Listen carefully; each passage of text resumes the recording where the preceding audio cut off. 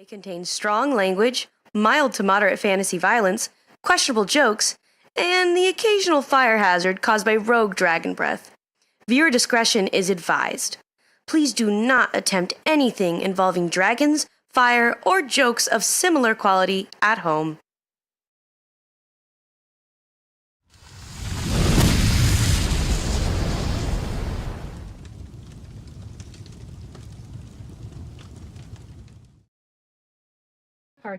Welcome everyone to Totally Online Gaming Group. You guys could join us for episode 15 of Atavar Rebirth. Yay! So, as always, before we begin, got to give a quick shout out to our sponsors. Those links will be in the description of the live/YouTube video, so look for them there. But Critical 8 Gaming Supplies, they are a locally owned, family-owned company right here out of Central Florida. Go check them out for their awesome dice trays, dice bags, and tons of 3D printed minis, high quality, including big old dragons and cool stuff like that. So check them out and make sure that on their website, criticalhitgaming.com, that if you see something you like and decide to purchase it, use discount code TOGG15 to get 15% off your purchase. Oh, yes. Also, Fanroll. Check out Fanroll. They also have some cool stuff. And if you use that link that's in the description of our YouTube video, well, any purchases you make will help the channel. And we greatly appreciate that. And then last but not least... Dubby! What's that? So, Dubby is an energy drink. They've got lots of awesome flavors. Like what? Like the grapefruit citrus, Logan's favorite, the s'mores. Oh. Okay. Plus a bunch of others. Go check them out. Again, the link is in our description of our video. And if you follow that link and you decide you're going to purchase something for them, don't forget to use discount code TOGG. You'll get 10% off. Any other announcements anyone needs to make? No. That's it. Nothing. Okay. Nah, it's the summer slowdown. Everything's boring and lame. All right. Well, in that case, without any further ado, we bring you Atavar Rebirth.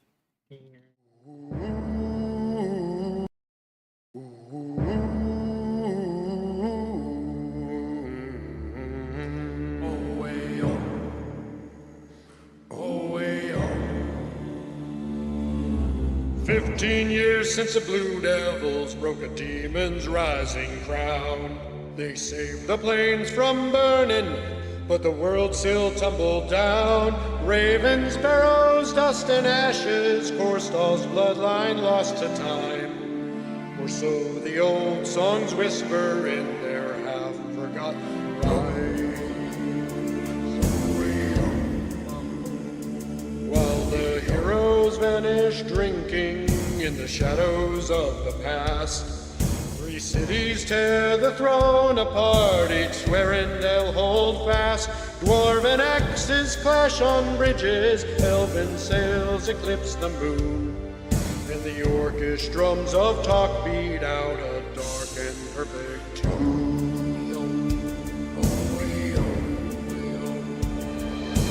Prophecies are waking now, a warlock dreams of stolen vows. A paladin lifts her shield and walks the world to meet its dawn. A rogue deals secrets like their gold, a bard tells tales from days of old. A druid hears the kingdom's crack beneath the wind's regrets. And in the streets of Lakeside's maze, 5 strangers cross the line. Destiny is watching and the realm begins to realign. The devils prove that heroes can hold back the world's last breath, but no one stops what rises from the ruins of the aftermath.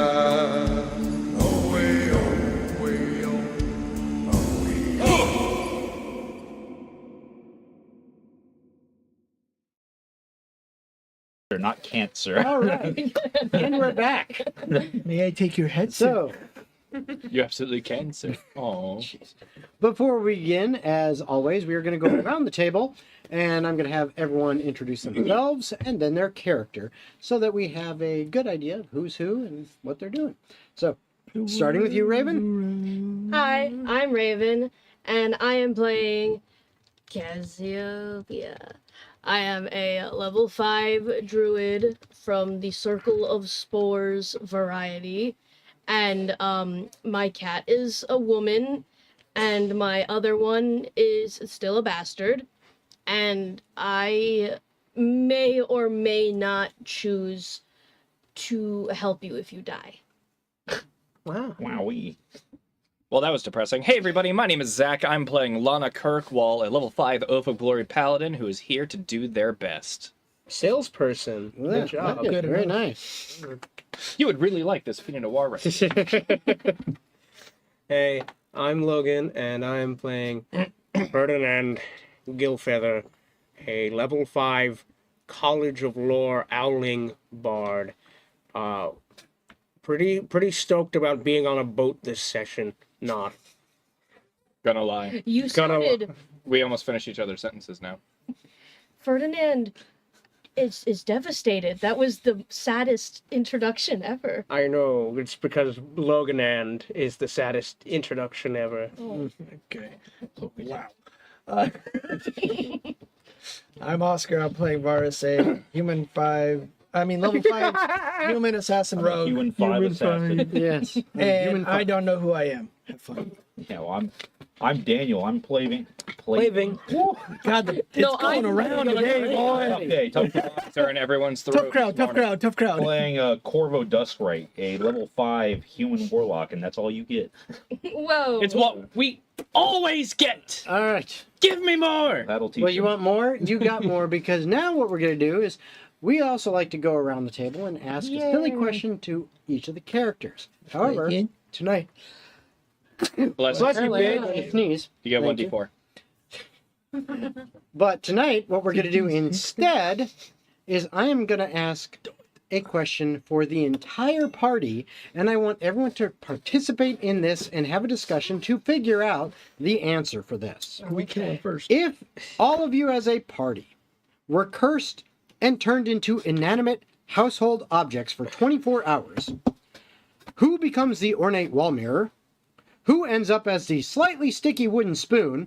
And what do the rest of the party turn into? Oh, mine's easy. I just Discuss. turned into a knife. I'm the wall mirror. No. Yeah.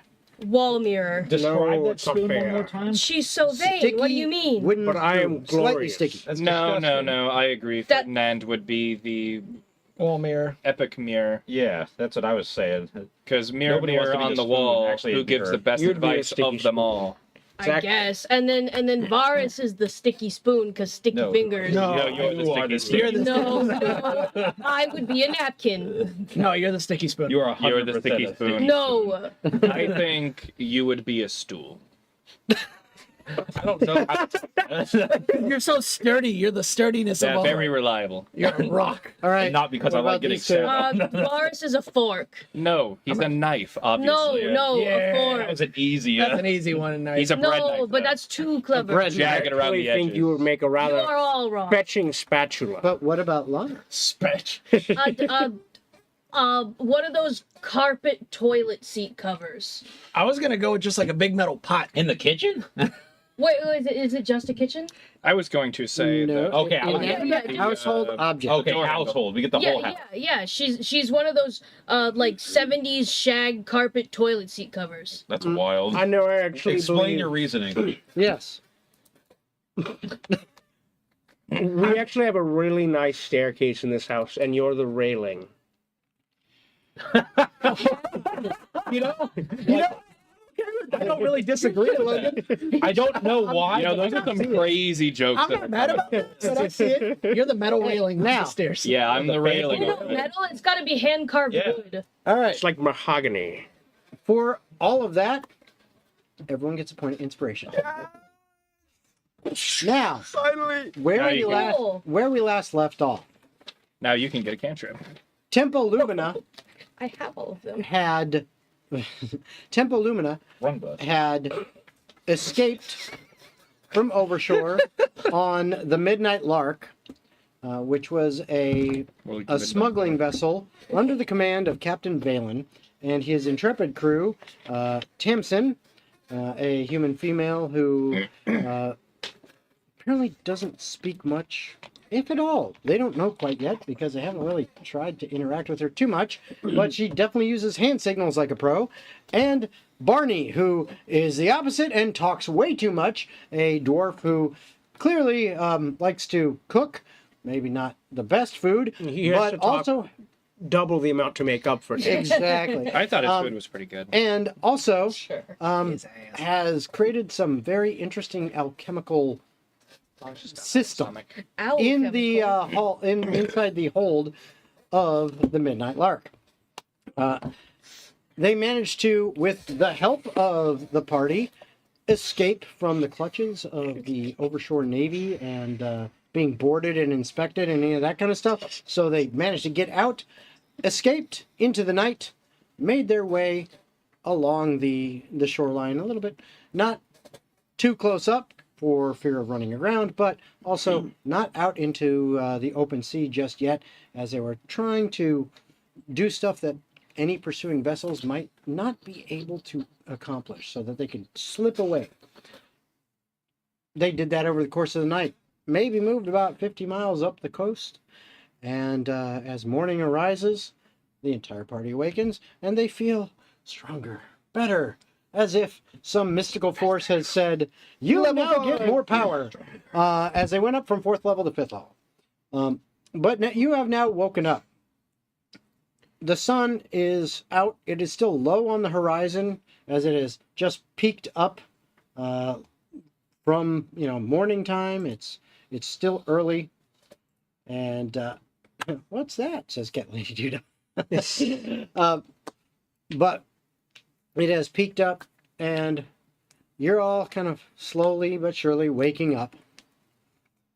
Part of the waking up is because you hear some clang, bing, bang, bing, bang over by the kitchen area in the hold, which is literally like 5 feet away from some of you, a little bit further from others, as you are in hammocks that have been strung up in that same area.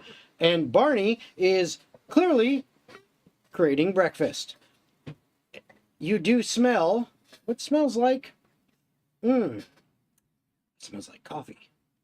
That actually smells good.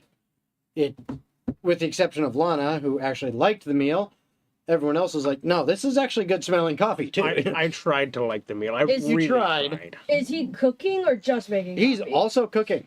I'm as soon as I am aware of this, I am pushing him out of the way and I am taking over before we get poisoned. What are you doing, lass? No, this is my area. Roll intimidation. Oh man. Oh, freaking sick. 1. He looks at you, kind of glares at you for a second. You are short, but he is a dwarf, so you're kind of eye to eye. Okay, you're actually a little taller, but he No. not by much. Okay, good. Yeah, literally, it's like that much different. But he's got like, how tall is Cassiopeia again? Just to make sure. Me tall. Yeah, So 4'11". 4'10". Yeah, so he's like 4'6", so he's like just a couple inches shorter. Damn it. Just a little bit, but he's a dwarf. Okay, but he's looking at you. 4'10", that character. Yeah, Yeah, so am I. he's Her in my head just went. he's looking at you for a little bit, and then he goes, "That's a good joke, lass. Ah, I'm very well. cooking You can anyway. help. You can help." And he goes and he throws a pot over to you, and it just Task start. failed successfully. You're getting stuff. He starts digging, and he's pulling out ingredients. Is there already stuff in the pot? No, it's empty. Oh, okay. I'm going to make sure that this is my station. You do your garbage over there. Okay, no, She's gonna be like throwing stuff around, and Remy he's from like, Ratatouille, where she's fixing the. Just pull out his beard Oh, braids. that wasn't Yeah, where I was pull out his going, but that beard. works. You turn into a mouse. inspiration point. Can you actually wild shape? That I really like that. So yes. A rat, well, yes, you you know can. what? I can choose that as one of my animals because I can change Wait, out my animals. Wouldn't it be cat rat? Grouse. It would be Squeaky Cat. Squeaky. What about? I would say cheese cat, but Cat dog. No, that's No, that's all- the mouse cat. No, all of them are cheese cat. All of them love cheese Oh, okay. you can. because they're me. Yeah. So Okay. so that is that's what's going on over there. It does create a little bit more commotion, and you all now start to wake up a little bit quicker. Because I it's wake loud. up and I'm just like, well, whew, and fucking fall straight out of the hammock onto the fucking wood. Ferdinand, there's water in the ship. Ferdinand, there's water in the ship. Gotcha. It is a fairly loud thud as you hit, because you literally fall. Because you're made of brick. Come on. Ferdinand, it is a very loud thud as you literally fall like 5 feet. I'm guessing your character hates water then. What do you mean guessing? We had I cannot remember. an entire early session where we were on a raft and we had to get into the water and swim to go into an underwater cavern. Oh, and you I, hated that. I yeah. just sank. That's right. That's right. You hit the water. He is You not hate good at water, that. I hate fire. Ferdinand, he's already on edge. We're fine. I'm going to remember that. Ferdinand. He will remember. Oh, God. No, thank you. And it's just a picture of a wet owl. All right. So, you all wake up to the noise. Bam! There's another bang as Ferdinand falls to the deck. It was not pleasant. Okay. God's With all the additional noise, That's coffee. you Smells good. you don't really hear it at first until right near the bottom, and then you see Captain Vaelen looking down at you on the ground, Yeah, I'm like halfway pushing myself up. looking at what chaos is happening over in this little galley kitchen that you guys have on this ship, and seeing, okay, Box him out. Box him that out. is not the weirdest thing ever. He just kind of looks around, and the rest of you are kind of getting up and getting out of the hammocks, and he goes, "This is interesting." There's not water in the ship, is there? No, Ferdinand, they were fucking No, you. there's not. There's I actually just have to always make sure. water in the ship, in those barrels. That's It's semantics. which one of you is the, I guess, leader of your group? Again. I was gonna say that. Rock, I paper, thought we were scissors. doing what a lot of humans do, the fist bump. Okay. Painfully awkward. Scissors. Your leader. So, I guess that's me. all right. Come with me, Sheila. Who the fuck is Sheila? That's you, dipwit. Go. Means a lady. Oh. Very Are we nice. still in Australia? He's from Yes. Australia, I think. He's from Fantasy Australia, yeah. Yep. Why haven't I seen a kangaroo yet? You know what's funny? It's called Overshore, but it's the land down under. It's not as down under as other. Undershore. You haven't been to the south of Overshore. That's where all the kangaroos are. Oh, okay. On Kangaroo Island. Yes. On undershore. Now, and if you'd been paying attention at the river crossing too, there's a lot of crocodiles out there. Crocodilos. Yeah. Crikey. We can see They're a big, mate. capybara. Okay. And maybe a drunk Now- bear. Those are a myth. Or a I They was don't down for a crababra. while. They don't drop, they just climb down. They just climb slowly. down. What'd Yeah, you they call don't me? drop. No, he kind of motions for you to follow him up onto the top deck. I'm gonna swing by and grab a cup of coffee on my way up. Yeah, not a problem. I too am gonna grab a cup of coffee. You gonna join him? Coffee. If they're okay with me joining. He didn't- I'll wave you over. He Okay. didn't like say only you, but he was like, I need to talk to you. Specifically, not you. I'll But do- anybody else How can much do we join. trust these people? I'm gonna We're go. kind of on their vessel. I know, but they can still for hitching a ride. It's like, would I be a? We're alive right now, aren't we? They could have killed us in our sleep. There we Yeah, go. there was plenty of opportunities for us to be dead. I suppose. And there isn't water in the ship, so I think we're good. Okay. Because of what's happening in the kitchen and the noise, I'm grabbing a cup of coffee, I'm putting liquor in it, and I'm walking upstairs to get fresh air. Okay. I'm So peeling you're staying myself. down in the kitchen. We're heading Yeah, outside I'm the ship making to real the deck, right? breakfast. I'm peeling myself off the ground and following. Okay, so I'll- the rest of you are kind of all I'll help going up there. Ferdinand get up. Because we're going to the top deck. I don't. right? What, Yeah, don't yeah, touch me. There's only Get up. there's You're the an top deck, asshole. Yeah. I'm helping there's you the out. hold, Trying to be nice. and You can then help me up next there's time. you weren't here for this last time, but there's a smuggler's hold underneath that's much more cramped, Yeah. and it's hidden very well these all of you were basically thrown down in there initially when they were still docked because they were inspected, and so they're like, get in there and shut the fuck up. And then they were inspected, everything cleared, and then they let you come back out, and they're like, okay, you still got to be quiet and everything, but we're good for now. Like the barrels that you guys were in before. No goody. So, Yay, barrels. as you go up to the top deck, you're up there. You see right now, Tamsin is standing at the helm, and she's kind of dealing with the steering, while the captain walks with you up to the bow of the ship.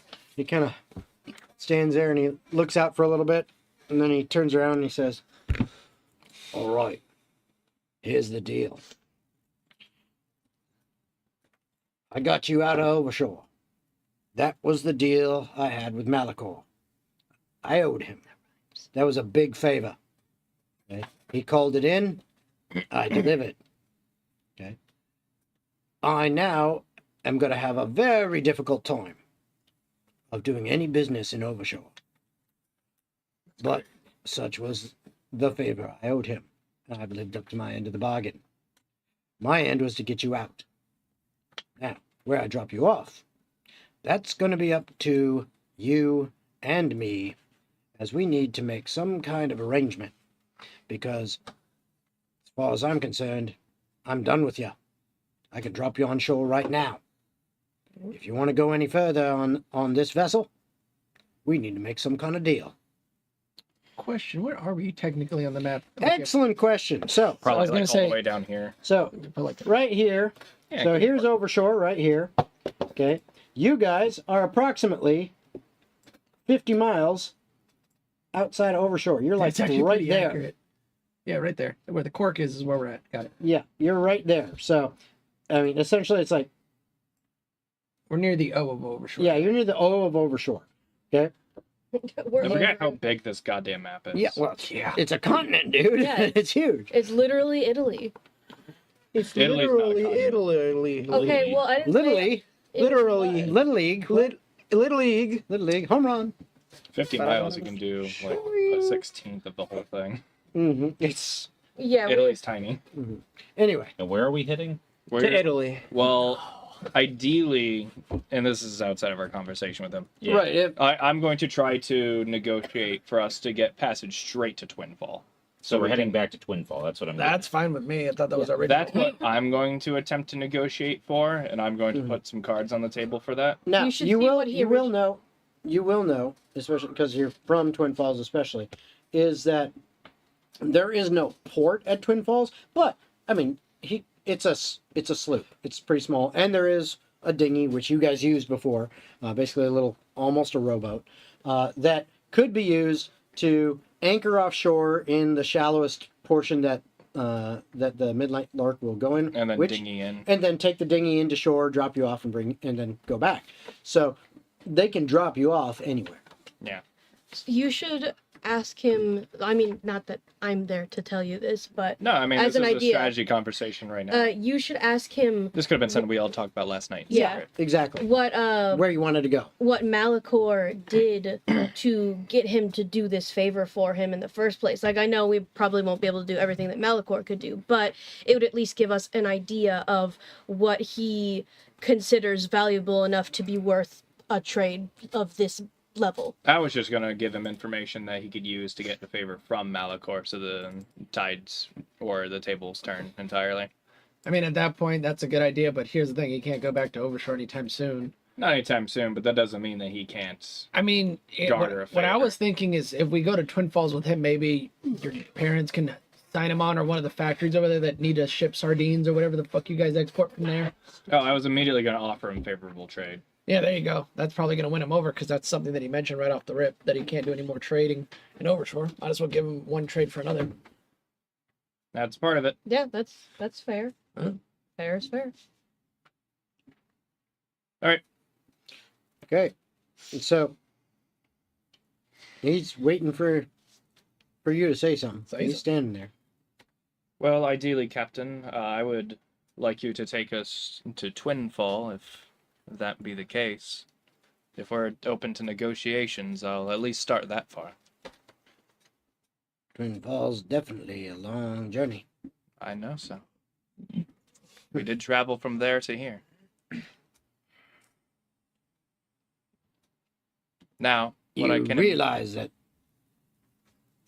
the waters up that way are a bit treacherous, especially at this time of year, certainly. as we transition from the warmth of summer into fall. I don't know how much you know about Kraken maybe the ocean, I was. especially I'm certainly no sailor. especially the Sunken Reach.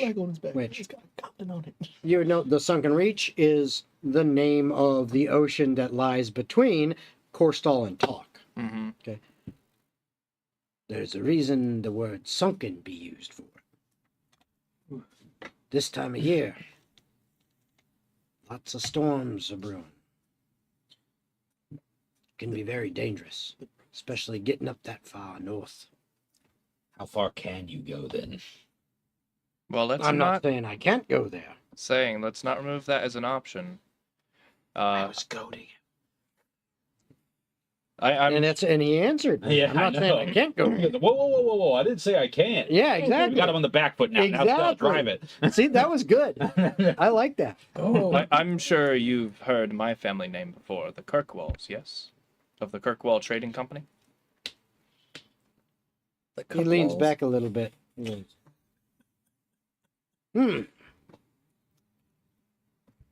Merchant's daughter, eh? Here's what I have to offer. Safe harbor at Twinfall, and favorable trade. What harbor? There's no harbor. As safe as it can be. Alright. And favorable trade. Now, when you talk Emphasis about on favorable favorable. trade, what exactly do you mean favorable? Well, as you know, we are in possession of quite a library of older vintages of harder to find northern wine in your other markets. If I could give you access to that library and older, more sellable, more highly lucrative product Zach's just doing his on day an job in exclusive D&D. contract, you could potentially turn what would be a high risk investment to a very, very lucrative reward. Zach's literally working right now. Shut the fuck up. And yes, I am. Lana the sommelier. I told Jason I wanted to have a family and wine. So Yeah, I'm using it. exactly.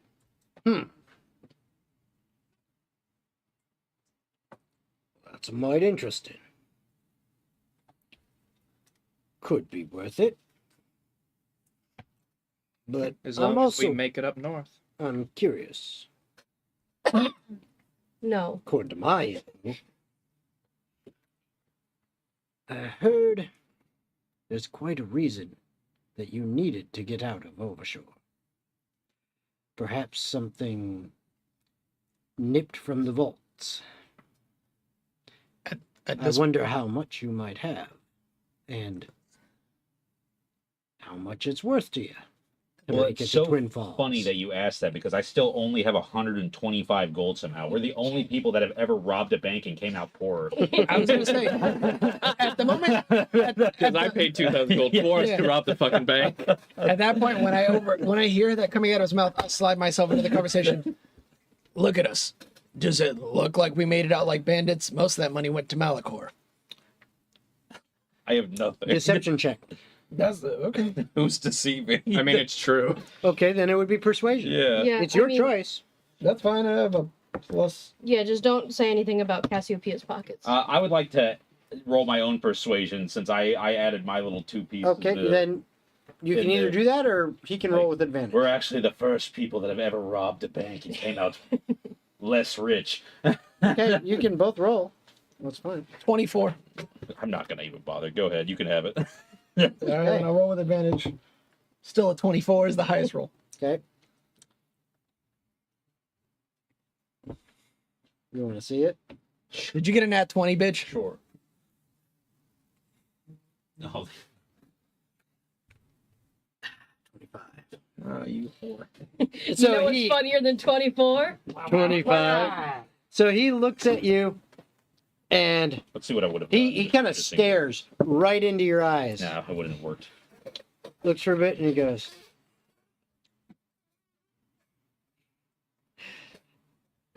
"Good try, but I know that's bullshit. You got something." You want to call Malachor?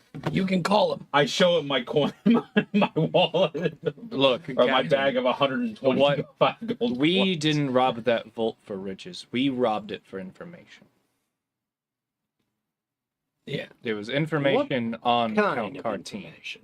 Oh, We paid out the. you just want to hand, or that's right, I have them. Oh no, we have more over here, but I'll do the sum. We don't have to give them. Wait, why are we sharing all this with No, this no. guy? I'll, Who is this I'll guy? summarize it.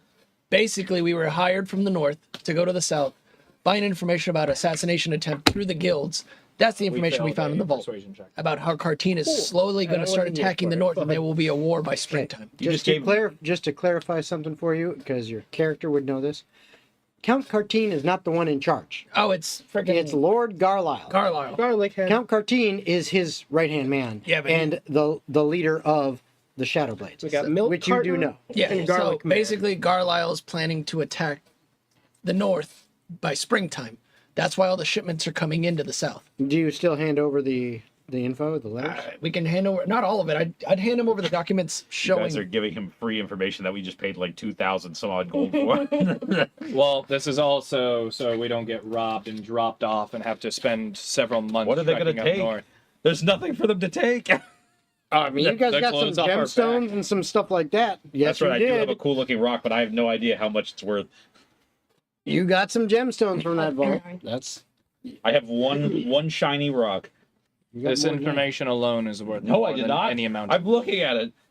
One That- super you might have cool only fire wrote opal. you might have only wrote down one thing, but I listed off a couple things. Yeah, for yeah. you guys. Last It's session. of all of us, not just you. Yeah, my apologies, sir. I wasn't here when you said that. Apparently. No, that was I have that some- would have not been last session. That would have been when you broke out of jail.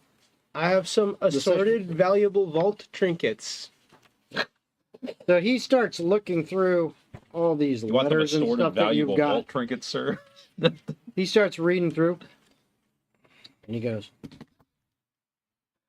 "My, Already more valuable information than any gold we could give you. But you tell it to the wrong person, you get. I don't care about that. But war, Yeah. War is profitable. not always." Well, that's what they have planned. That's why we needed to get out. That's why he pulled the trigger on the favor. He hands them back to you. So that's what we got out of the vault. He wanted the money. We got the information. That's the trade-off.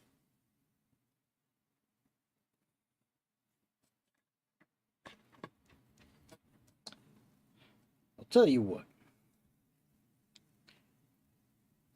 I can't just make a deal for free.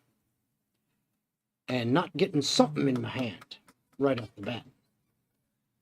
Well, you don't make a living by performing a deed and not getting paid ahead of time. Because Right, there are right. those that definitely do not pay in the end, and that would be bad. If I may, perhaps this might suffice. And I produce the Kinuko trade bar. Oh, that's right. You have the bars. I have one bar. I gave the other Kinuko two. That's right. I have one Chocolate trade bar. trade That's what bar. that is. Yeah, Yeah. Okay. Yeah, you have one and he has one. bar of It's like a It's, gold it's bar. like filled with It's nougat. platinum. It's platinum. Oh, it's okay, a full so- bar of You have a bar of Christ. platinum. That's You have a bar of much platinum better. that is- All right. Worth I've 50 lied gold. to you. Oh, 50 gold. You Wow, have that's- like several years' salary of some people. Yeah, that's basically it's 5 platinum worth of platinum in one bar, a trade bar.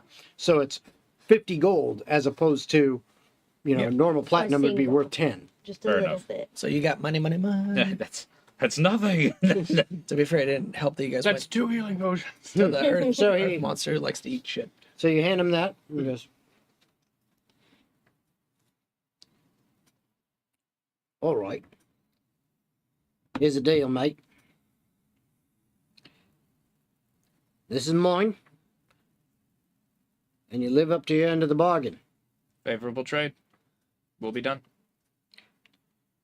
and you do what you can about this war situation. That's what we need to get back so That's the fast. goal. Not likely. I don't favor war. Too much bloodshed. Sure, you can make a buck, but in the end, not really my kind of thing.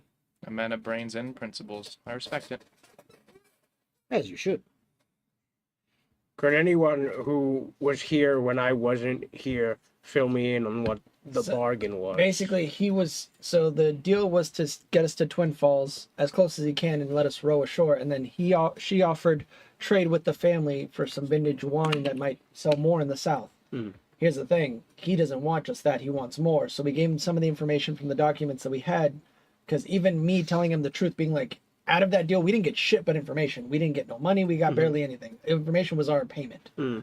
But now he's accepting the bar and the information and the contract with her family as payment to get us to Twin Falls. Gotcha, okay. Because that's the barter system that he wants to work with. But he doesn't want us. We understand. I mean, to be fair, us getting up there safely is probably also worth it because it's going to expedite this, which means we have more time to prepare for war. I don't know how long the trip would be to get there at this 2 point. years. Well, it's probably going to be a quarter of the time it would be on land. So, Quarter. what you know, as far as based on the distance Okay, that you rock, dude. traveled previously, and if you were walking on land from overshore all the way up to, if you went straight to lakeside, because that's eventually where you're trying to go, as far as that's what you said last time. Yeah, that's going to be the eventual goal. Yeah, but that alone, like if you made a straight shot, actually as straight as you can, up that way, it would be essentially, I need to go to the mountains anyway. about 700 miles straight shot overland, which means that is probably about, not counting terrain and difficulties, which will slow you down and probably add a additional week to that. Good few months. So 28 days, at least 28 to 30 days. Remember, months are a little bit longer here. It's 49 days for a full month. But adding on delays and rough terrain and stuff like that and any detours that happen, Turbulence, you know. you probably can say that will last a good Atavar month. 49 days. You would imagine. At least for the Should short. put us directly into winter. Yep. Should be Yay. Well, it's just one more month. So it'll put you directly in fall. Oh. You're Yay, like on the fall. I thought we were at the tail end You're of the summer. tail end going of into summer. fall. Yeah. Going into fall. There's technically 13 months in this year. Don't die. And as those go, and each month is 49 days. So this Okay. will be better because we're constantly moving, and yeah, we might have to deal with some shit, but at least we'll still be on a trajectory that's not. Yeah, it's not going to be like also once a much week faster. every Yeah. single night or whatever. And he would let you know if you asked him about it. It's like, okay, from where we are, getting to Twin Falls, yeah, that'll take a week. Yeah, the That's 50 fine miles a with day instead of 16. That's Much fine better. with me. But actually, 100 miles a day. 50 miles was just overnight. You're sailing for 24 hours straight. The ship's still going. And if So- we went the other way, then I would walk 500 So you get miles. you get like And I 100 would walk miles a 500 day. more. Exactly. So that'll get you up there right at about a Need week. Lana. Getting to Lakeside from Twin Falls, that's another story because now you got to add that distance. Well, that was another, week that we had? in That was Prelude? another about, week or yeah, so. about a week and a half, depending on difficulty and things like that. How many horses we had? Yeah, if you have horses, it's a little Oh, I need to less talk time, to the that kind of monks stuff. when we get to Twin Falls. We will have At a least session in Twin 2 Falls horses. to deal with things. 'Cause I definitely need to talk to those monks. The monks. So Let's do this. he says, all right, you got a deal. Puts out his hand. I'll shake on it. Shake. He says, might as well make yourself useful. Find something to do. You see me with a fishing rod already out. I'll make myself plenty useful. And I'll have putting fun us to doing work. It's like, oh, maybe we can make a deal. Yeah, I've already been working. Yeah, no. He's like, you're on the ship. You're going to have long hours of nothing. You want to be bored? That's on you. You want to help out? Nah, It'll make the time go I'm gonna fast. help. Corvo would do that. What I'm would doing I that. roll to possibly teach and instill some more competent cooking skills in Blarney? Since you are not a... Oh, sorry, he's Barney. Irish, so I can... Yeah. Since you're not a teacher. No. But It's I'm just better gonna than him. it's gonna be, are you proficient in cooking? Do you have like cooking skills? You should spend I your think inspiration I on that. actually do have, I'm pretty sure Lana is. I think we had an entire. Yeah, you do have but I also have. No, you have cook utensils. You Yeah. are proficient in that. So, all right. Now you're not proficient in teaching, but I will allow you to roll. You are proficient with the cooking utensils, and I will say that is probably. You know what? I will call cooking a wisdom thing because. I have 20 years of cooking wisdom. Well, exactly, but I will call it a wisdom thing because wisdom is knowing not to put a tomato in a fruit salad. Okay. Well, And whereas knowing intelligence is knowing half the that battle. tomato is a fruit. Yeah, so And it's the whole charisma tomato analogy is thing. being able to talk the tomato into a very, very fun night. No, charisma is being able to convince someone to put tomato in a fruit salad. Actually, so I think I like my version better. I'm gonna fuck the tomato. All right, so We already know that. just straight wisdom modifier. That then? charisma. Well, no, it's Being able to wisdom convince modifier plus somebody your that a proficiency tomato's a bonus. vegetable. So it's going to be a +6. Okay. But because you are not a teacher and you're trying to teach him, he's got to understand it. You're going to roll at disadvantage. Okay. Let's do. Which die do I believe in? Maybe this one. I don't even believe in this die.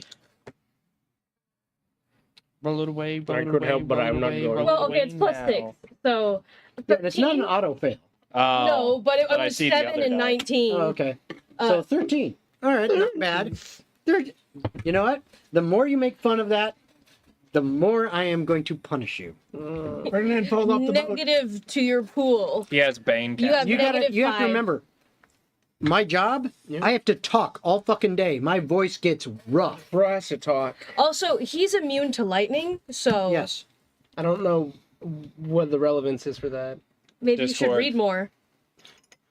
He is vulnerable to emotional damage, though. Yeah, well, that's why I didn't pull out the dollar. Emotional damage.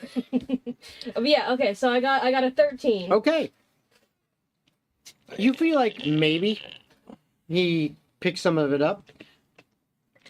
I want you to also roll an insight check. Just regular insight? Yeah, just insight. Okay. Just insight. Oh, I'm proficient in that. Yeah. Wow. 19. Okay, so you are you're trying to instruct him in some of I this thought you were stuff. going to go directly into And- the mic and do it. You notice that Power play. he's kind of paying attention, but you get the impression that, well, he might actually know what he's doing in the kitchen, and he's kind of humoring you.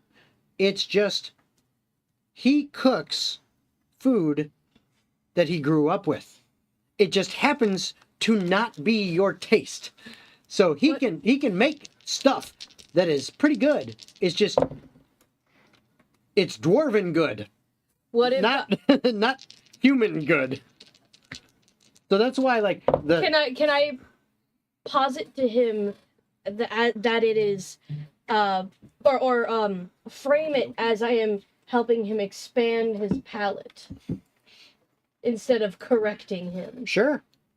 Okay. I mean, I'm not gonna do another. No, I roll mean or he's not anything. like upset, and he is Would actually Cassiopeia do that, incorporating. He's incorporating a little bit of what you're teaching him, mainly because what you're doing.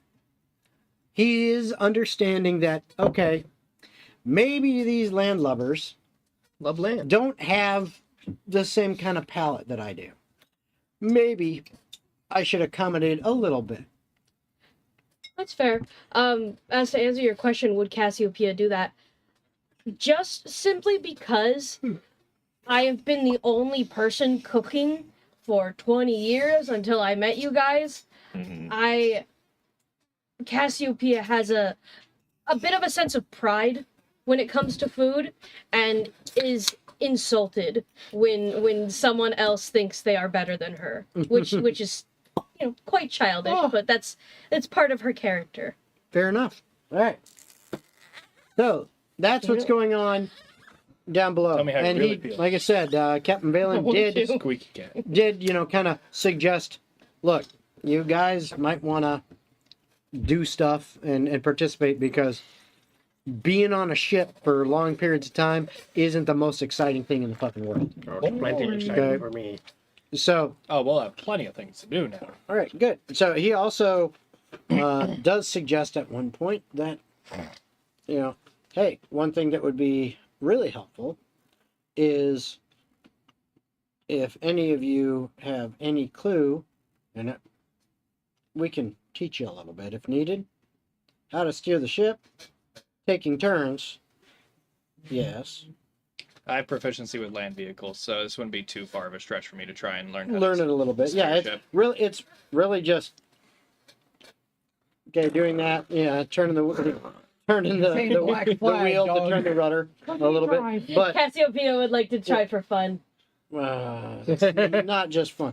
But Don't worry, Captain. We'll buff out those he scratches. basically what he wants is you're gonna have to, learn how to navigate.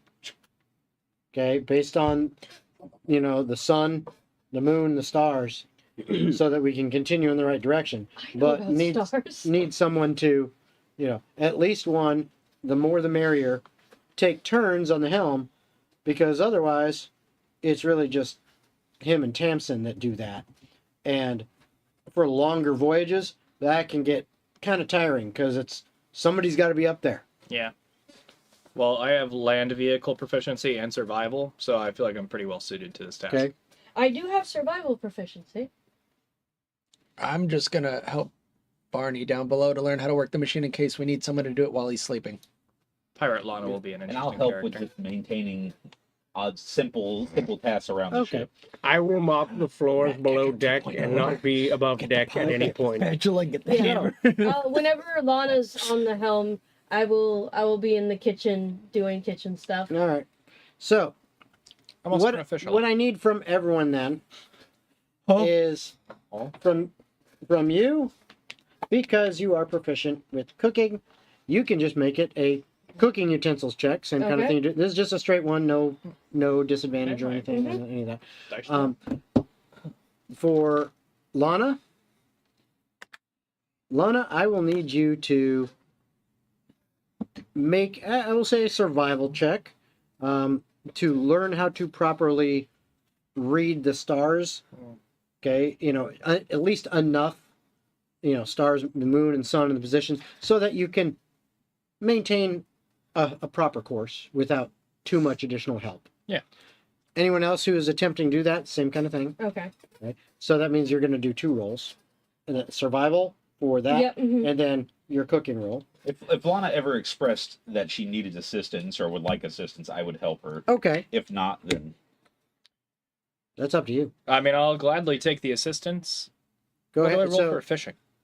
we'll get to that. That's also survival. Okay.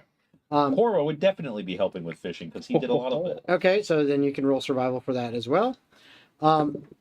If you are going to assist Lana, that's another survival roll for the helping to read Well, I got a the 23 stars for and the stuff. fishing. Okay, hold on, we're getting to all the rolls, but I just got for you. Just write it down. It's literally just going to be a performance check for how well you swab the decks under, The below decks. How Okay. good are you at being bored? and for you, Ferdinand's got a lot on his mind right you are literally Trade. doing a straight intelligence check to see if you pick up any more of Barney's constant ramblings about the love of his life, his Mistweaver system. Got it. Okay. To be fair, So, meditation is just being really good at being bored. right, going around, That's a good point. you're cooking, All right, so for cooking, I got 17. and for your survival for 16. navigation. Okay, Navigation 15, fishing dirty 20. nice. for your mopping. 24 for taking care of below decks. Damn, it's nice down there. That is all I have to do. 16 for intelligence to figure out the Weaver. Okay, you pick up a little bit more on it. Definitely, it's It's a little bit harder, but I'm still trying to. yeah, it's still hard, but I'm writing notes. Yeah, it's still hard. For you, for the fishing 24. and for the assistance on 19. All right. You all rolled amazingly well. That was very good. You guys are seeming to, even though, especially you, I don't really almost have were your sea legs, very close. and I never are, will, are not sailors by heart or by nature. or by existence ever. You are definitely meshing well with the crew of the Midnight Lark, and your help is greatly appreciated. Over the next 3 days, you're assisting, you're doing all these things. You have plenty of fresh fish. Meals are actually really good, and everything's nice and tidy and clean, and you seem to be right on course.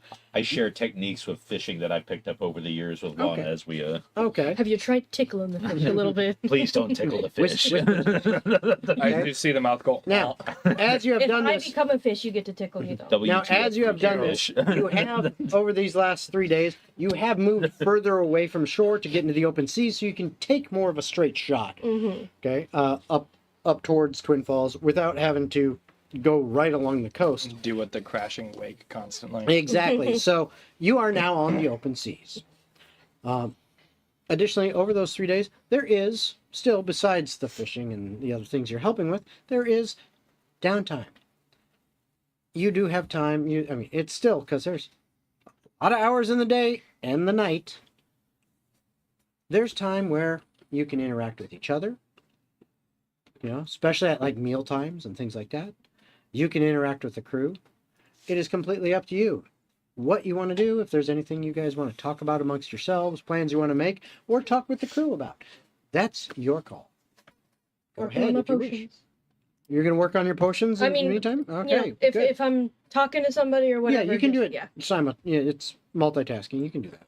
In free time, just to canonically get in there, the fact that I've learned new spells, Corvo will be practicing new tricks that he's working on, Okay. just to kind of make it so that the next spell doesn't come out of thin air. Lana is going to do something a little similar. Not necessarily practicing with new magic, but now that we have this like forced quiet time, Mm-hmm. Lana will have some time to decompress and just relax. So she's going to go up to like the front of the ship and just meditate the way the monks taught her, just to try and get into a forced relaxation state. I don't think anybody wants me to practice my new magic on them. Unless you want to die a couple times. I cannot even fathom what you may have been pondering, so It's not for you anyway. that's a bit rude. Do you want to die? Genuinely. Never mind. I'll take some of the time to review the schematics and help Lana, Cassiopeia, with the potion making that she's doing with some of the refinery stuff that I'm kind of understanding as I'm taking the time and asking Bernie questions if something comes up, because Okay. it looks like it was Dwarven written. Oh yeah, Maybe- would the powder be something different than the other thing? Okay. Yeah, So I have, that's a I have new to figure one. out how to make the powder so then you can start using it for your potions. Okay. Yeah, so I was going to talk to Barney, see if he's got any knowledge on it, and then on top of that, He has no clue on that.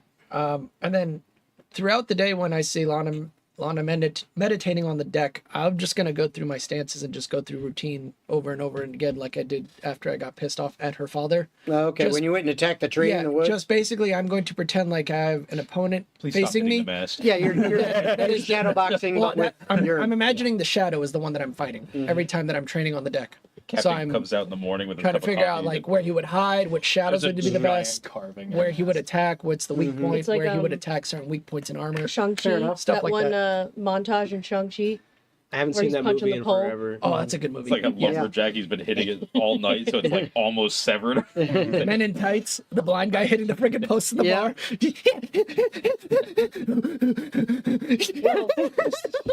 At That- some point, You just sound like a fucking comic right now. I know. Dude, it's such a good movie. It is. Good movie. Okay. at some point, Cassiopeia's gonna go up to Corvo and be like, Corvo, at one point, I was being a bit of an ass and said that you don't know anything about my life or that you couldn't relate to anything. But you mentioned living in the woods. Yes. What was your life like in the Simple. woods? I lived with my wife. Wine pouring ASMR. We were pretty self-sufficient out there. We did farming. We gathered our own food. Went to town every now and then to trade excess of what we had for things that we needed and couldn't produce. Was this something you chose, or did you Yes. feel more like this was a life you left to go have? Yes, That's something that this was nice. it sounds like it, because you still. I lived completely cut off from everything and everyone. That sounds lonely. I had cats. Fair enough. Well, I had Artemis as well, so what's a Artemis? that's my friend. He's a raven. Oh, yeah, I know a couple of those. They're They're finicky. yeah, that's a good word. They're He can be a bit fickle someday. I mean, same could be said about cats, but I think They're I don't fickle know. every day. My Morning Star and Kevin, they've been with me. The name diversity. We have Morning Star And Kevin. and Kevin. His name was gonna be Lucifer, but Kevin's just so much better. Sounds like a bad fantasy romance novel. Morningstar meets. Isn't Lucifer Kevin. Morningstar a character from like Clearly. Has-Been or something? No, Lucifer Morningstar It's just the is the name of the devil in the Oh, Bible. He That's actually his has full the government last name name. Morningstar. Yeah, that's his okay. government name. If you ever watch the show Lucifer, he goes by that. Yeah. Okay. It's a good Lucifer show. It's a very good show. Morningstar. Yeah, especially when he has a daughter. It should also be a really good D&D Okay, show. but they were with me from the beginning. They're kind of old, but From also not your beginning. from the beginning of the forest. But also I'm counting my cats don't live that long. I- typically. some of I my don't. Yeah. some of my cats are 23, so like, I mean, to I be guess fair, you are older than maybe to be you fair, are. yeah, I am 30, but Ancient. Said the old man in his 40s. Yeah, it was ironic. Yeah. Lana walks by after hearing that. Okay, boomers. okay, kiddo. Oh yes, of course. Youth. There's always a bigger fish. Inspiration. Wasn't this hearing all this is like millennials. I want for him to actually dust off his shoulders and dust come off after that. Gold dust. More gold likely than you flakes. think. No, the gold is just on the wing. But It's actually coming off. I mean, they probably would have died without me, fake so gold I can plated say wing. that they're alive for as long as they have Actually been bronze. because we made a deal. I wasn't really supposed to be. That was their territory. Like I wasn't supposed to be in the Cat's forest. territory was in the woods. Yeah. Is They- Kevin they with had you a right deck. now? Oh yeah, he's always with me. Yeah, I look at him and see he just looks like an orange cat, right? No, he's no, the no, no. gray. Morningstar is the Oh, okay. beautiful, fluffy orange cat. Kevin's the gray. The gray, mangy, has a crust on him. Does he look like what a standard domesticated cat would look like, or does he look like a cat? He- No, he he looks looks- out in the wild. He looks like Okay. Lucifer, but if he wasn't living in here, if he was living out there, Like a street cat. yeah, but more comically crusted. Like SWAT cats. Like Like you think you would get sick by touching him, kind of yucky. And Morningstar's the complete opposite. But anyway, it wasn't lonely, but I do wish it could have been a choice to live in the forest instead of survival. I was just there's curious. always a choice. Well, sure, but I was a child with no one. My entire village, small village, but my entire village burned down. There was a drought, and as far as I know from what I've heard, you know, the talk of the forest town, if you will, the Seol, some dude went crazy and set everyone's house on fire because he was thirsty. And I wonder how he thought that would satiate his thirst. I don't think that's what his logic or lack thereof was. Regardless, I'm very sorry to hear that. I'm Yeah. I I don't know. couldn't possibly imagine. Well, it's Losing my wife was hard enough. I can't imagine losing everyone. how did she die? Sickness. She was very good at making medicines, but this sickness was too much. Well, you may not feel like it, but you were lucky that that's how she died. I don't feel lucky. It's okay. There's much, much more unluckiness. Do you feel We lucky, had- punk? Corvo was very confused by the like. Do you? I don't Well, think I- it was that it's- lucky at all. It was like cancer. Yeah, No. We talked about this. Cancer. Yeah. cancer or fire is like fast cancer. I guess if I had to choose between cancer and burning to death, I'd choose cancer, but that's an awful choice. Anyway, I'm not good at this whole feelings thing. I was just curious. So thank you for sharing, Yes. loser. Corvo has a little grin on his face as he goes back to whatever he was doing at the time. Lana from the bunk. Oh no, I thought you two were doing it well. Oh, little babies, they're I missed a learning. spot over here. It's just like perfectly clean, like Lana, the noticeable difference Yeah. between like where you clean and where you have. Starting to like, wipe night off and the day. varnish on the wood. so Somehow the wood is shining. during one of your little meditations, It's like in SpongeBob where he polishes the wood so good it becomes chrome. Yeah. Yes. during one of your meditations, you're kind of snapped out of it as you get a tap on your shoulder. You look up and you see Tamsin looking down at you as you're sitting there meditating. She looks at you and kind of with a quizzical look on her face, and she goes, and she points.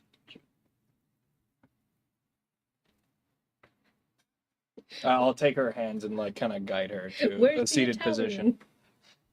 Roll persuasion. That isn't as good as I wanted it to be. That's only a 12. Okay. As you first reach for her hand, she kind of backs up a little bit. Okay. She reluctantly kind of gives you her hands. Sits down. Okay.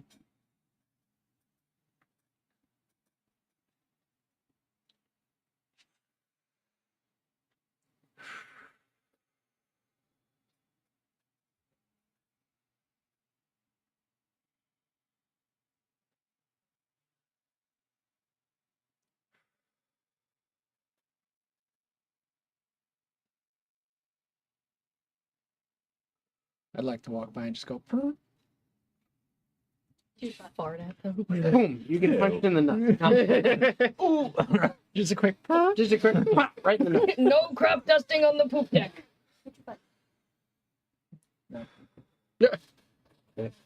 As you're doing that, you hear from behind you. Mm-mm. She can't hear you, know. Thought it might be more comfortable if it's silence. She kind of looks up at Vaelen when he, stepped up and mentioned that. And she looks at him, and you see her go,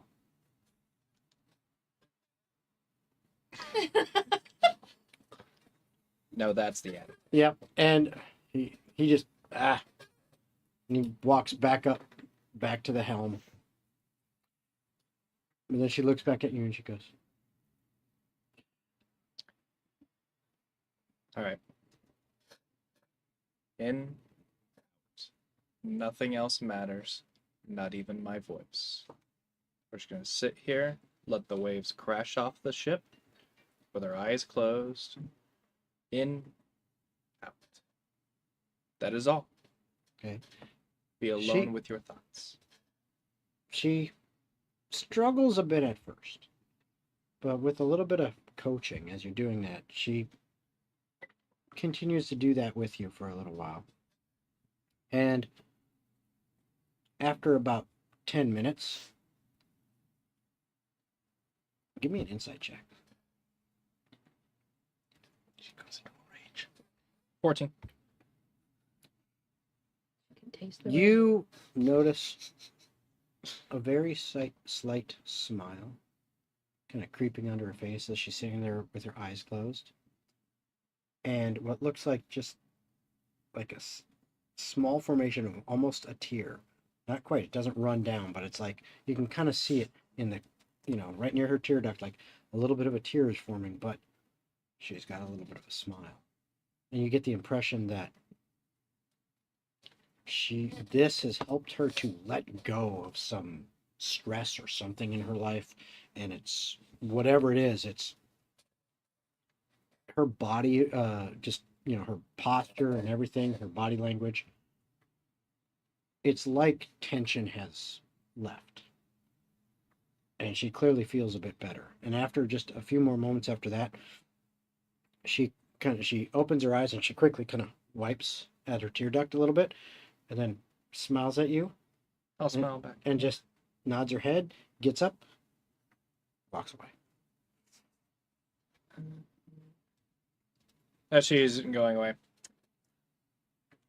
See you tomorrow. Okay, and you just sit here like this. She doesn't even turn and look. She just like that. Anybody else have any other interactions between yourselves or the crew that you would like to do over the course of 3 whole days? Are we there yet? No. For 5 minutes. Nothing else? I did message you something. How dare you? How dare I me? know. Stinky. On Discord or? Dick Gore. No. Dick Gore. Or what? Duh. Duh. Duh. Big no. Okay. Okay. Yeah. Well, Say- did you No, it's fine. did you Say- review the cantrip? I'm pretty sure I know that one, but let me double check.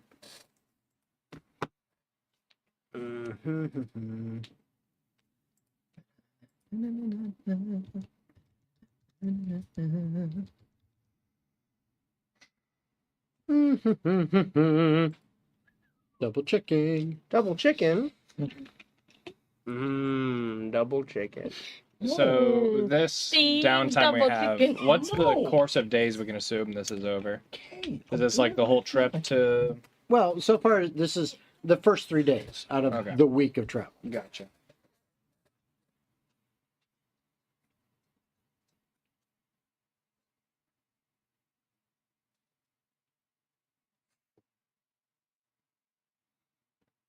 That's interesting. What is? I like that. Alright. Yes, you can use that. Yay! So that's one of the things that I would have been spending time on the ship doing is Below essentially- decks. Below Gotcha. decks, just You're I'm launching a damaging I'm not spell launching below deck. anything. Okay. I'm modifying the incantation for Firebolt. Okay. So I'd be sitting there thinking, there's not enough oomph to this. And also, I do terribly hate being stuck to the element of fire. What did you get again? Well, out of character, it's called Sorcerous Burst. But he's not a sorcerer, so we wouldn't call it that. I see what's happening. It's Ferdinand Burst. He's accommodating the First. idiot of the crew. Wow, also because it's more damage. Well, that too. And it's potentially a lot more Potentially if you more roll damage. really well. But Technically, 2 birds base- with 1 seed. 2 birds. Technically, base, it is less damage than Firebolt, but different. But again, It has an opportunity for more. it has the opportunity for a lot more if you just keep killing it, man. Yeah. Technically based. All right, so that can be a pretty damn cool cantrip. Yay! All right. So, any other interactions, or are you That's all I got. good at this time? All right. Anyone Yeah. want anything with Lana, or ever anybody good? All right. So, after 3 days, midday on the 4th day of travel, as you are continuing north, it's been a long journey already on the sea, especially for poor Ferdinand, who really doesn't like it. But Puking. what is everyone doing midday at this point in time? Other than Ferdinand, we know he's below decks, but what are the rest of you doing? Are any of you on the top deck? Any of Just you helping out below with the deck? stuff around the ship and So what? Anything in particular? I want to know Anything where that you would guys be- physically are. I'll Did we be- have lunch yet? Not yet. Okay, well then I'd be making lunch. Okay. I'll be in the crow's nest, just keeping a spot out for anything. I Okay. don't really know ship terminology, but I assume that they would need help with moving the sails around, things like that. Yeah. okay. Whatever they would need. Okay. Top So deck, port side, fishing. okay. So you're fishing. You're helping. Topside. You said you're in the crow's nest. You're below cooking. You're below doing your typical sweeping or practicing your sorcerer's burst. Manipulations Just of using the cantrip. prestidigitation on every that corner kind of of the stuff. ship. While you're doing all that, since you are in the crow's nest, Yep. go ahead and give me a perception check. Dun dun. Dun dun. 17? Okay. You see kind of We're gonna need a bigger boat. you see on the port side ahead, kind of if you look from like the middle of the ship, you're looking at probably about a 45-degree angle out. If there's 0 degrees straight ahead, you're 45 to the left or to the port side, and you're looking out, and you see what looks like a big ass war galleon of some kind. And at the same time, you see it. It's harder for you to hear it. You guys hear it below. You hear when on the deck as Tamsin, who's looking up at Captain Vaelen, who's on the helm. She was up there topside too, kind of helping you with some of the lines and stuff. But she's always got her head on a swivel. She looks at the captain, goes, points. As soon as she points, I'll be like, Captain, war galleon, coming our way. Okay. He looks over. He pulls out a spyglass. He takes a look. And he says, "Ah, very interesting. We'll see what this is about." And he looks to you and Tamsin. And he says, "Coming about." And he starts turning the wheel, and you actually start angling toward it more. Okay. As you get closer now, all of you topside, you've heard Var shout out. You've seen the captain say stuff, and you're being kind of directed. And Tamsin is helping direct you as to, grab that rope. She's pointing to what you need to do to help you get it accomplished. You swing the sails as needed to adjust for the wind, and you start moving off on a beeline towards this war galleon, which seems to be kind of coming your way, but it's more like they're heading towards where you're heading, so you're basically just kind of doing this now. Just intersecting. Yeah. And it's a little ways off, but it's getting, closer as you're both now doing this. And the Midnight Lark is pretty swift. It's designed for speed. So it's going at a good clip. As you're getting closer, anyone topside now can make perception checks here. Good. That's an 18. 30-20. Nice. Nat 20 for 23. All right. So Oh, God. you all see the ship. You see it. This is a big war galleon. It's huge. It's got cannons lined along it. On you assume on both port and starboard sides, but right now you're seeing the starboard side, and it's just row upon row. A bunch of big ass cannons. This thing is definitely loaded for bear. This is ready for fights. For death. as you're getting closer, Captain Vaelen goes, thought that's what that was. Sovereign's Claw. Haven't seen them in a while. Who are they? Friends-ish? Oh, those are allies then. Not on a friendly term. Ish. I like the ish part. Well, But we'll see what's about. You also notice, both of you, with your roles, the flag that is flying on this ship. It is a very large red banner, and it has a black silhouette of a sea dragon on it. Oh, fuck. Cool. should we prepare for an altercation? That's actually a good question. Am I safe up here? Be ready, but not too ready, if you get my drift. No. Then I have my packed weapon ready, so I don't spend a bonus action. Sure. So you got the claws out, Yeah, but I have my hands in my kind of like in my jacket pockets, okay, so you're hiding. You're trying to Yeah, conceal it's- it. Okay. not making it obvious that I'm ready to jump someone or get defend myself. But Do you guys feel like, letting anybody else know about the situation? are you not up here? No, cooking. Yeah, those two are down we're downstairs. Well, in if the I have in an below opportunity deck. They're to- fine. I'm not cooking. Before you go down, I'll look and I'm I'm not this going bell. down just yet. Well, no, I'll signal to you. I'll be like, Corvo, give me a signal just in case. I'll be up here. I think everything's okay. I'm going to continue fishing. Okay. All right. So it takes a little bit more time. You're, All right. you're If getting we closer. come to a pause, then I'll go down there and let. Okay. Are you down there as well? There's clearly time based on how Yeah. fast you're traveling, from where you were originally to where you are at this point. It took a good 10 minutes, and you imagine it's probably going to be about another 10 minutes before you're, side by side, or at least close enough where you could actually like shout back and forth kind of thing. Yeah. Then I go down below. Hey, you guys! Ferdinand, Cassiopeia. There's a large armed ship nearby. Just be ready. Who's Cassiopeia? Cassiopeia, Jesus. Whatever I say is going to be wrong, so you get what I'm saying. Just go with it.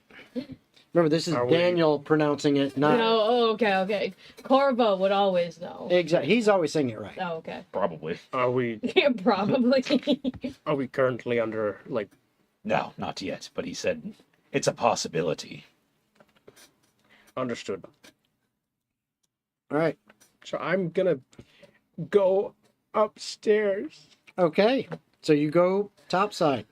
I made sandwiches. So Okay. I'm You gonna- bring those up. Yeah, we made sandwiches. Bring them up and pass them out. Before you go, Barney's like, "I'll take one of them." Grabs one off the plate.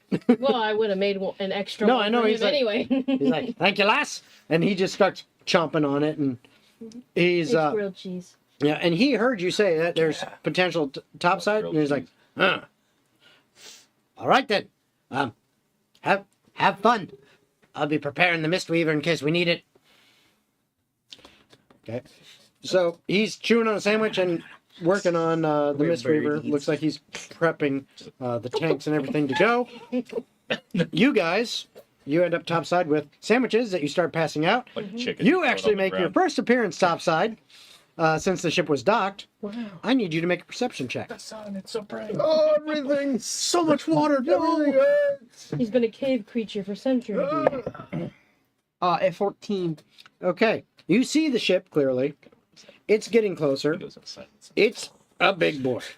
Right, here's a ship, yes. Oh, that Okay. was fucking, You don't yet notice the banner, so you don't have that. But you notice the ship, and it's benchwarmers. it's getting a lot closer. Yep, I You're know. both kind of going like this.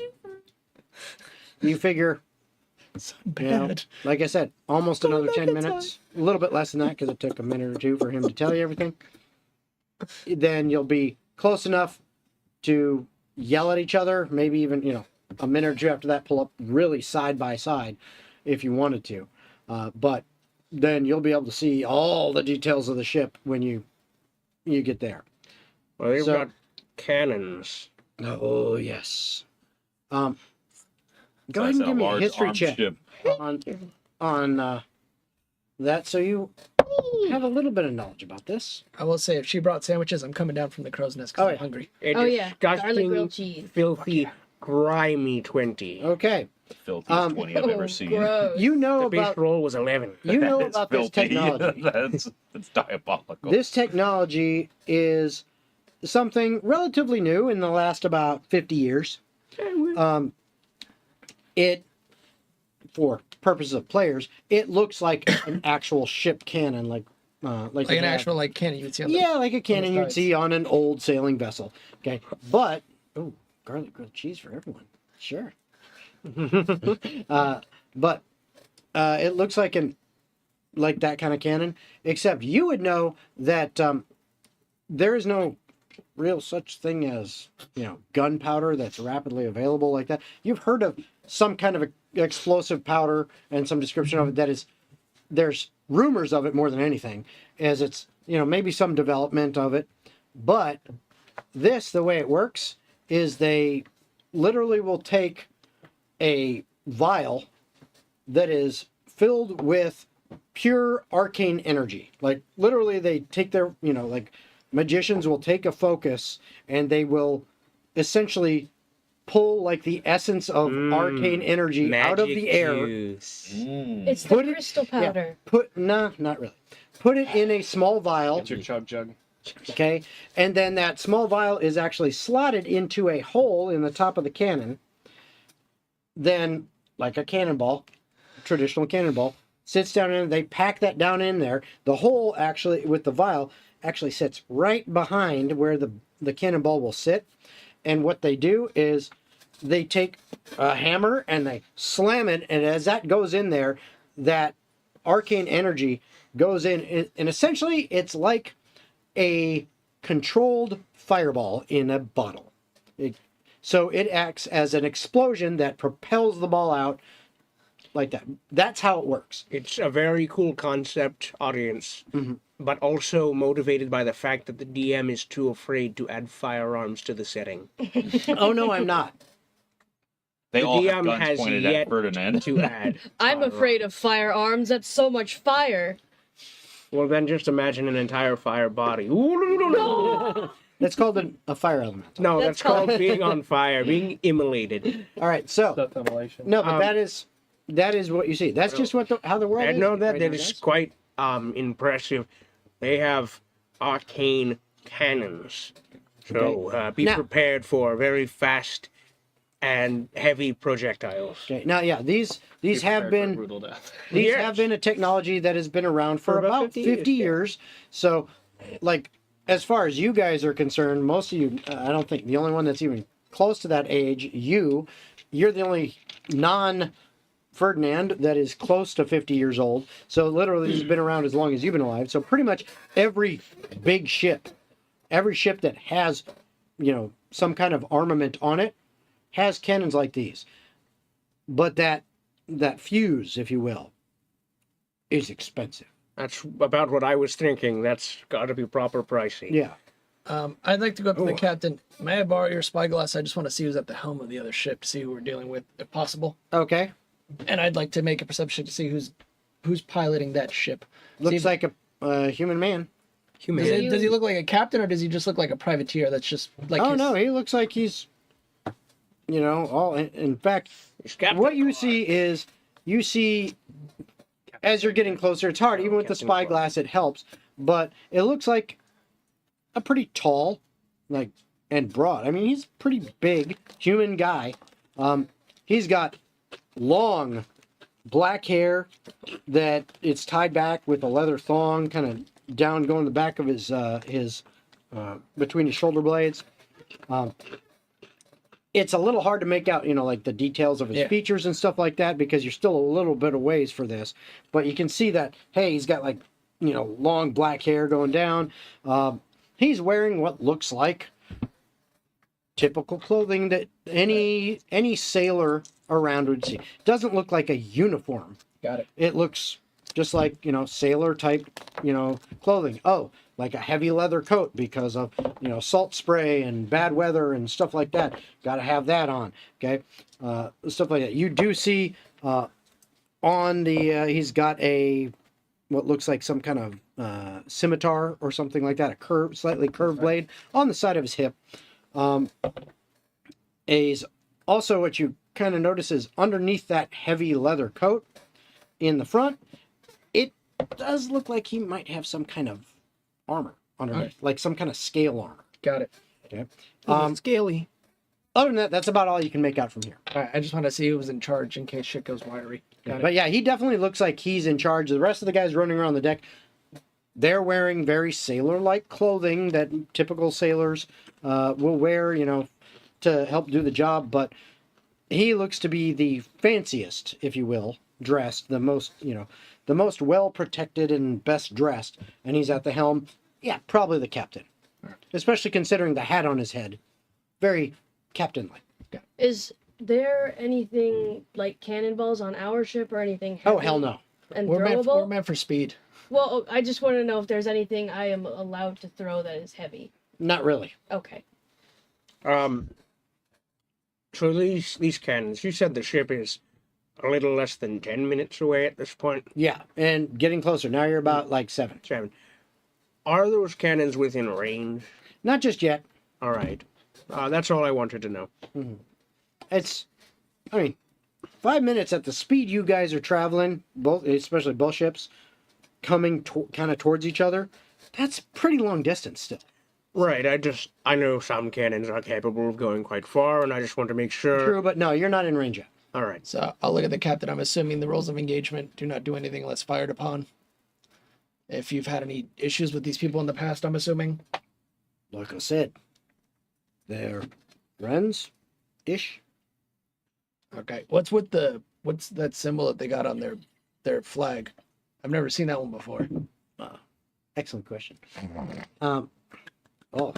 Wow, he's going into the lore. Lore. He asked My the character's right never been near the question. ocean, so he's going to ask as many questions as he can. As well as you seem to have assimilated, if I can speak, assimilated yourself into this crew, I keep forgetting you're not sailors. Yeah, no. No.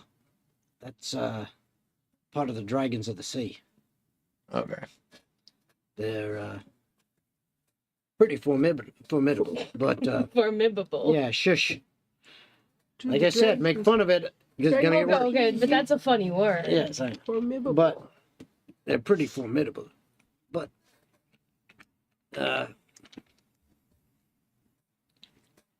they don't mess with people that don't need to be messed with. They kind of keep order around here, if you will. Okay. But not always. Sometimes they're a bit fickle. Us, I don't think they'll bother. In fact, if this is the ship I think, if this is the Sovereign's Claw, which it looks like, I know the captain there. We might be able to get along. What's the captain's name so we don't fuck anything up? Oh, if it's the right man and the right ship, that's Captain Jarek Stryker. Jarek Striker.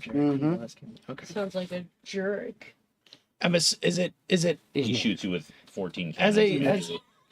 I'm just curious, is it like, do they have an armada, I'm assuming, and then there's like a person that, or is it like a business where one man runs multiple ships and has his own fleet? Is that how? You'd have to ask them. I never really delved into their organization's makeup. I Well. just know there's lots of them that are members. There's lots of ships. I mean, I don't mind living on the ocean being a pirate. I can do that as a backup job after this. You have Bye, fun Baron. with that I then. could see you passively doing that in a past life.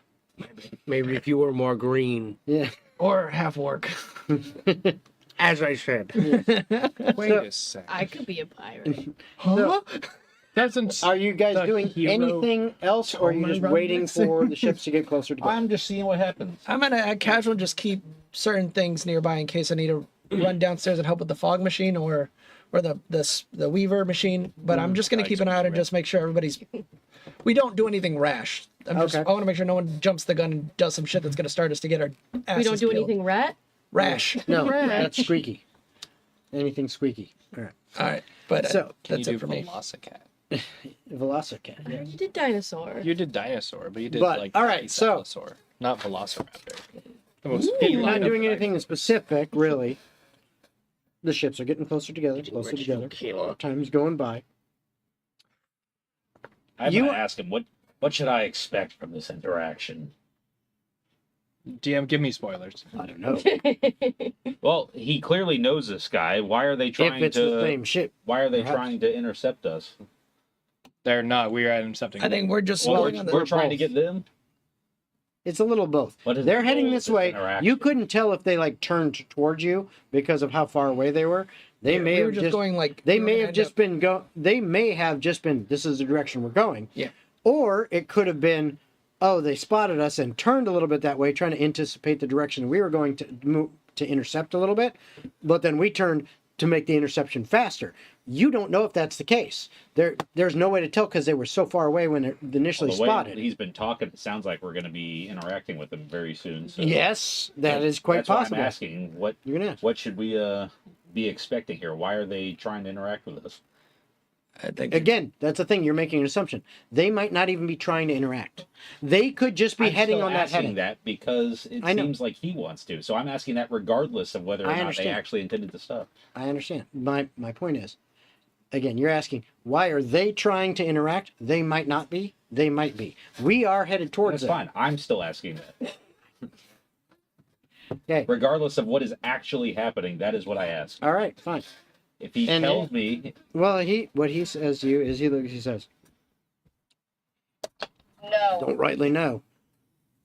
Don't rightly know. They, gonna find out. fair enough. Could be something. Maybe a deal works out. Okay. Maybe we have to break and run. We'll see. Depends. Again, He just doesn't. No. exactly. It. At this point now, he's like, that's definitely the Sovereign's Claw. But I don't know if Jarek's in a good mood or not. So we'll see. Could be a good thing. Could be a bad thing. Either way, we'll find out. And if it's bad, well, just gotta dodge for a little bit, and then they'll never catch us. Fair enough. So, the ships eventually get close enough to each other. They're married. That you guys can, and they're still, now the Midnight Lark kind of eases its turn, turns a little bit more towards the starboard side, so that they were going like this. Now it's kind of turning like this a little bit, so that you're more kind of drifting up closer, side by side to each other. And Captain Vaelen kind of looks at Tamsin and goes, points at the helm. She nods, runs up there, grabs the helm. He goes over to the side of the ship. He stands on the port side, looks across, and you guys see what looks like the guy you saw, this other captain, come across. You're probably a good 100 feet away from each other and slowly drifting closer. And Captain Vaelen goes, "Oi! Striker! That you?" And the other man looks down and says, "I thought that was you. Interesting. Didn't expect you this far north." And Vaelen goes, "Just running a little mission, if you will."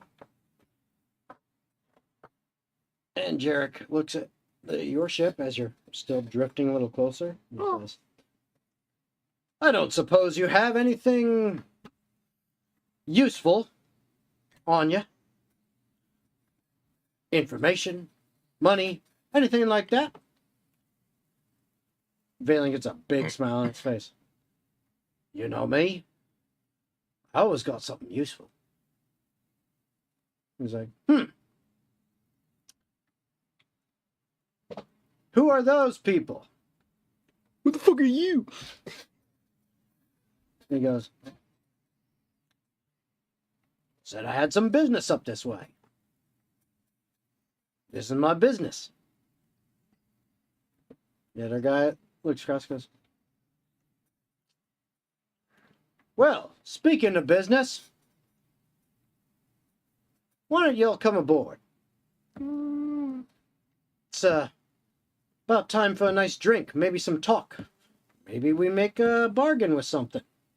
I like drink. I'm going. I've got Captain, may have a Captain problem. Vaelen kind of nods. He looks at all of you guys on deck and he says, I don't think we have an option in this one. No, I don't get That's that fine. feeling either. That's fine. We can afford the detour. Let's just make this quick. Just So, yeah, go ahead. just make sure that when we're crossing to the other ship, the platform is sturdy. Do my best, but no guarantees. Messed up. Ferdinand, you'll be fine. So, he turns, he looks, he says, sounds agreeable. We'll do it. Bring the plank. And Captain Jarek What's the nods I just realized. as your ships get closer together on one of the lower decks of the Sovereign's Claw. You see kind of a door almost, like a portal, open on the side of the vessel. It is about level with the top of your deck. Okay? How convenient. And as you're coming closer and closer together, you guys get to be about 20 feet apart or so. Maybe a little bit closer, 15 feet. And at that point, lines get thrown across from the Sovereign's Claw over. Tamsin quickly runs and grabs on. She points at a couple of you guys, grabbing lines, and then like directs you on, tie it off on these cleats on the side of the vessel, holding it. And then out of that portal, you see getting pushed out about a 5 foot wide, almost like a bridge. Okay. Looks pretty sturdy, actually. Thank Gets goodness. pushed out across, and it comes across about the 15 feet distance between the two ships, and it's connected on the side of the Sovereign's Claw, and it kind of drops onto the rail of the Midnight Lark. You'll have to step up onto the port railing and onto this plank, this bridge across, and walk across there. The sea's pretty calm. It's not too bad. I mean, there's a little bit of motion. Okay, but other than that, I mean, if you got to get across from ship to ship, this is probably the easiest it's going to get.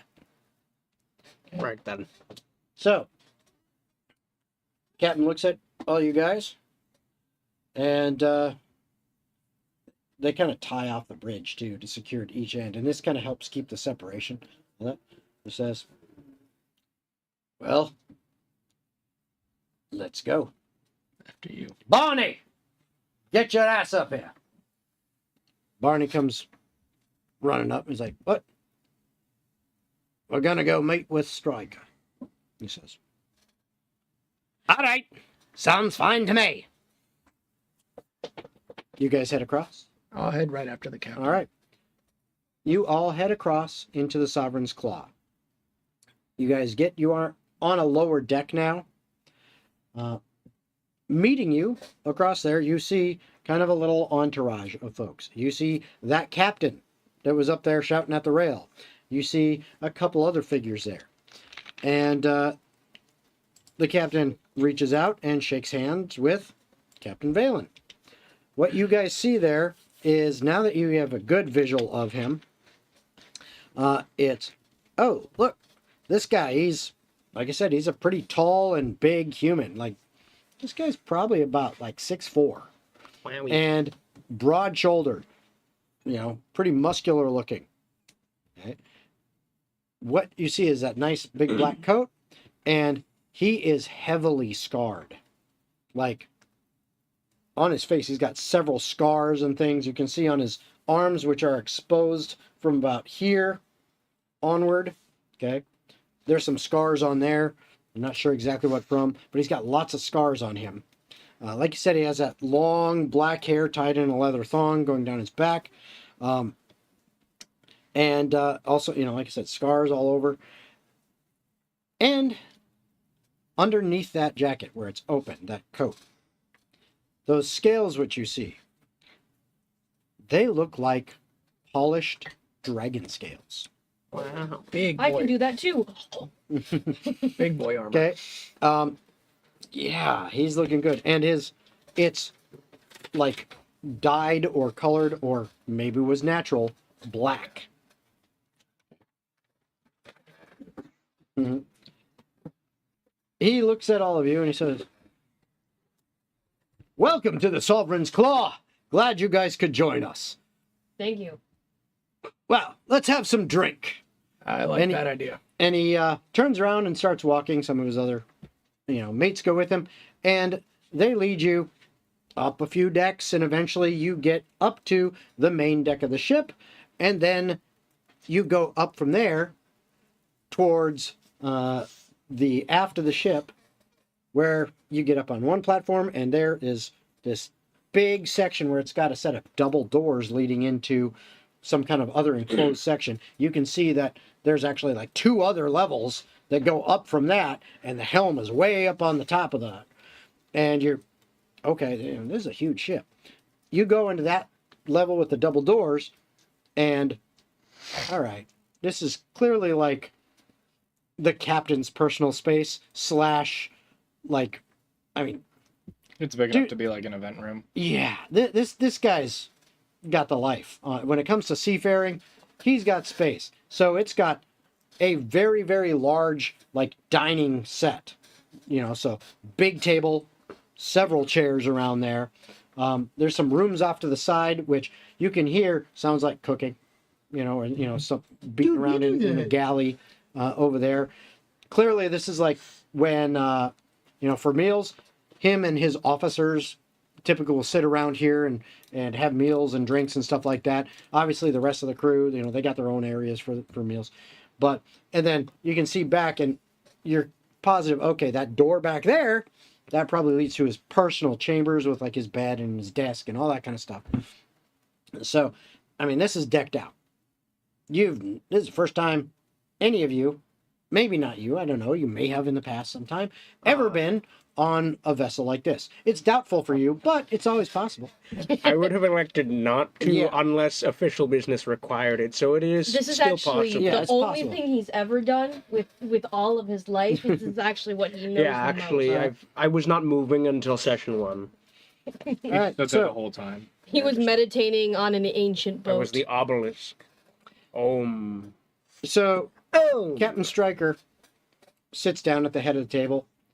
Vaelen sits down in a chair, just to his immediate right, his right. You're right. And then there's plenty of seats for the rest of you. So, Okay. Tamsin and Barney they sit further back. They let you guys sit closer. so I'm assuming it's set up like this roughly. So captain's there, other captain's there. This seat is empty. Well, yeah, the rest of the seats around the table are currently empty. I'll take this seat closer Okay. to the other dragon seat captain. So, I'll sit next to you. all right, so then I'll you're sit there. next to Lana. Okay, so you're down there. Weaver, what did you get me into? Yeah. I will sit whatever seat is available. Okay, there's plenty. Down near the end is where Tamsin and Barney sit. So between the other two, you're probably over on this side next to Captain Vaelen, between you and Corvo. And that's about it for the seats. You're all sitting around there, and Captain Stryker, yells out some orders to some of the other sailors on the ship, and soon cups are brought out. Okay, rum is brought out. Yes. Okay, as well as they bring out some food, nothing major, but more like snacking type things. Like there's some actually some fruit. Okay, there's a couple other things like that. But most of what you see is like, okay, they must have, because this fruit, it's not like fresh fruit. It's like dried fruit. Okay. Most of what you see is preserved. Like they must have been at sea for a while because there's nothing fresh yet that you're seeing. It's all like they haven't preserved, docked is anytime salted, recently, I'm jerky, stuff like that. What do you mean? It's a freshly poured Okay. glass. Now there is like fresh bread, a little bit of fresh bread and stuff like that, because they can literally with flour and stuff like that, they can make that. Okay. There's also some cheese because, well, you can actually store cheese for a long time if you store it right. So Yeah, it's all there's like some of that kind of stuff. But like anything like fruits and veg, it's all like dried, okay, or preserved in some way. That gets pulled out, and then they start talking. Jarek and Vaelen start talking a little bit back and forth and all that, and drinks are flowing. You guys are having a decent time. This is actually kind of entertaining, and for you, it's interesting because of the size of this ship. Even with the little bit of waves outside, okay, it feels like it's completely stable. Just pretending that I'm not at sea. Yeah, it doesn't even feel like it because it's such a big ship. You understand that it would actually take some pretty decent waves to actually feel like you're on a boat on this thing. So you're like, okay, this is actually pretty nice in comparison to being on that sloop. Cassiopeia has never actually had alcohol before. Well, if she wants some, it's here now. Tonight is the first night she's going to. Tonight, Okay. night. Alcohol for Cassiopeia. As you guys are Up next. As you guys are drinking, So basically, we went onto their ship and they were sitting in like a giant living room. Jericho starts talking to the rest of you, and he starts asking you about, okay, so what's your guys' story? Yeah, I want to be entertained, because I brought you on here because I want something valuable. What's valuable to me is not being bored. So I want entertainment. I want to hear what's your guys' story. And that's where we're going to take our break. Okie dokie. Whoa. So we will take our break. We will be right back in just about 10 minutes. No. Yes. We will be right back in just about 10 minutes. No. And then we'll go from there. Do it. No. Summon.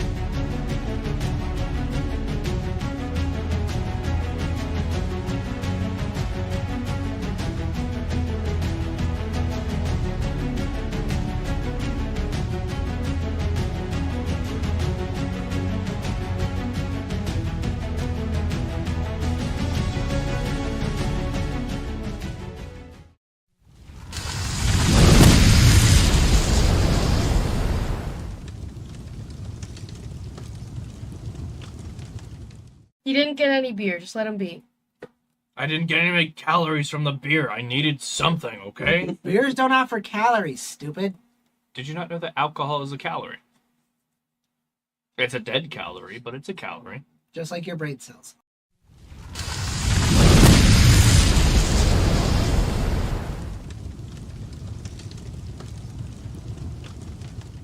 Athletics. Or acrobatics. Acrobatics, my Thank bad. God. That's a 2.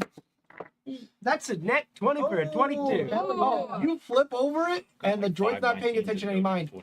As you're next to the balcony and he's next to you, she's cuddling the child. You just see the freaking robot unleash clips, just taking everybody out. It's a spray and pray everywhere. The hut's just. No, the hut's the first one to go because you see the droid go, we know not your service. And just a blaster shot through the hut's brain.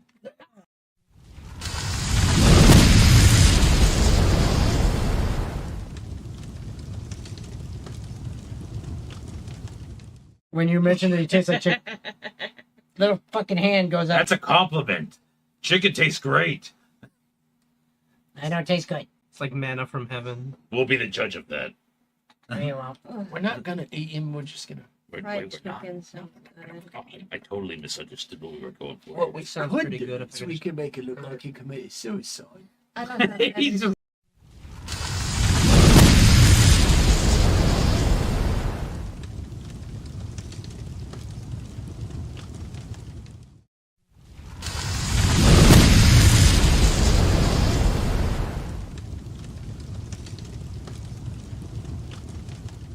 So you can throw him 2 spaces away. That looks like exactly enough to get him in front of Oscar. Yeah, that would put him right in front of him. Yeah.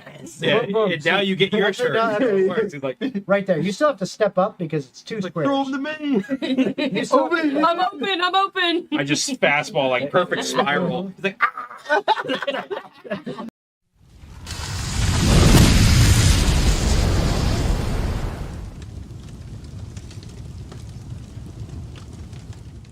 He may be too tall to go through a doorway. That's Why would he ridiculous. bow beneath the door when he could simply change for the door? Or he could just break the door.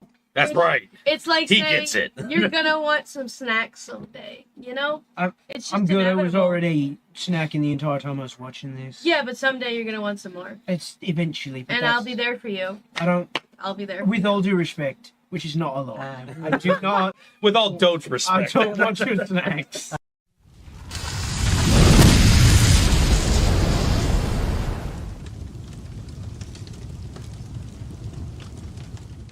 Yes, Oscar, you're up. If you got it. I'm gonna take out my 2 blades, ignite them as a bonus action. Yep. And go for the attacks. Okay. Against Logan.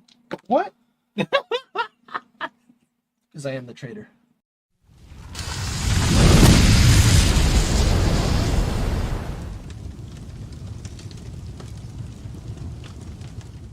The will to live, where can I find that? That unfortunately no. We go. It's sold out. Nobody knows where you can. Find No it. longer sold in stores. All right, so It's in an old Toys R Us.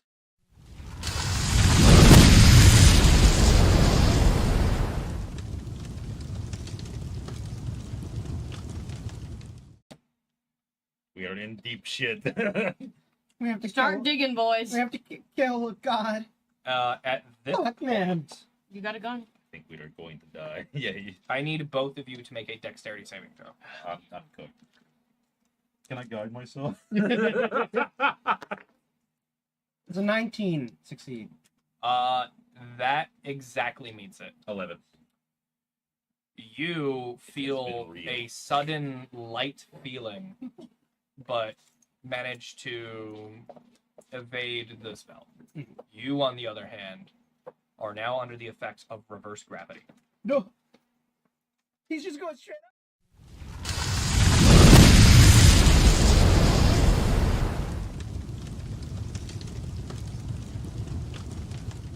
Be nice to me, dice.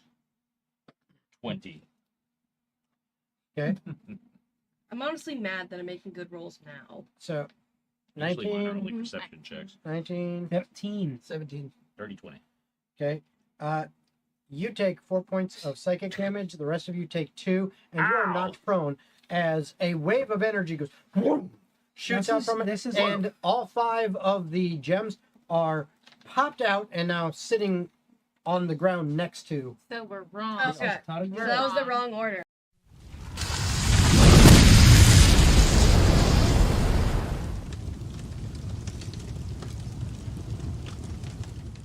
You get a As you- plus as you D4 on cast whatever, your spell, whatever roll. You can You don't now. need to roll for this one. Yeah, you don't need to roll. You can now Just in talk case to you the do. plants. Okay. What is it you want to ask them or say? How's your day been, man? Oh, not bad.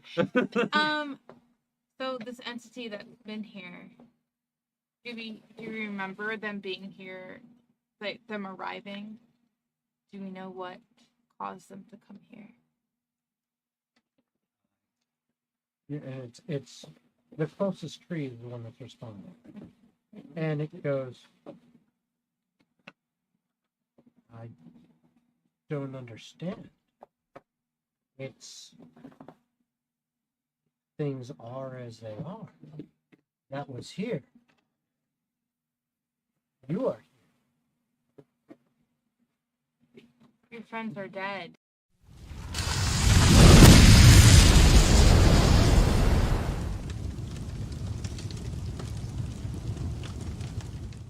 V. Where you Both see a all K bastards can't plus see B conception. carved into the wall. K plus what? K plus B. Oh, the black dragon's name started with a K. DM, I'd like to do something before the session ends. I would like to use my ring of sandwich making to make him a sandwich. Thank you. Also, by the way, I just rolled again just To for make a shits and sandwich grins. for him or to turn him into a Here. sandwich?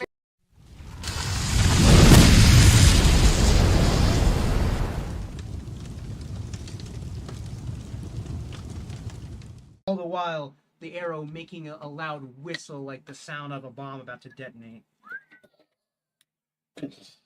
And within it, Behemoth being engulfed in these flames, writhing as it enters into his core and slowly sends him plummeting to the earth like a meteor. Right into his horde. So, amazing job killing Behemoth. There's one thing that you may not have thought about here. What's that? The invisible barrel? But he's not near the horde. He's on the. No, but he's the landing falling on me. dragon corpse falling directly on your friend. So that's another death Can save. I-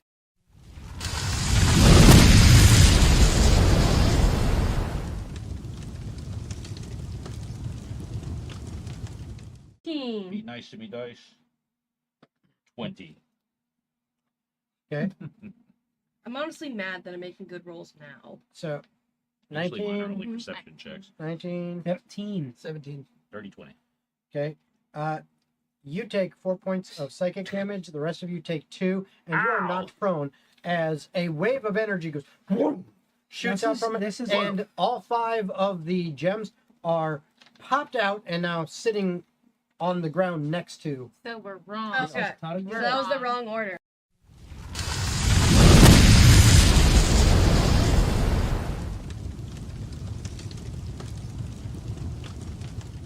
If it's one per party, I get the wish because I promise you it will benefit you all. I don't. Whatever you want is garbage. What I want is Whatever you want is spectacular. I think we should kill Slimmer. And if you I think you make might the be wish onto and we're not happy with it, then what happens? I pull out the You 9. won't. I can write up a contract for that. Make a contract saying if her wish sucks or their wish sucks, we gotta kill them. Well, so let's go ahead I don't and think we relate need this a to the contract original for that. contract.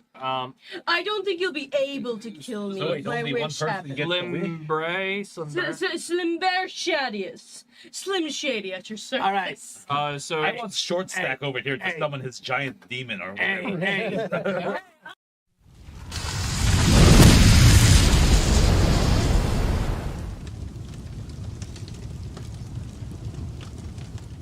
Something like that, but I mean, well, Stolen City. that's a little too convenient. there is an ancient Elvish proverb that may help with this. A home is where the heart is. I was gonna say won't be none. That's actually our second most common. Is it Third is perhaps? live, laugh, love. Fuck Is all. it And- perhaps? And then 4 is fuck the police. Actually, no, you're Straight wrong. from the underground. 4 is an KYS? elvish woman may be fascinated by a piece of cheese.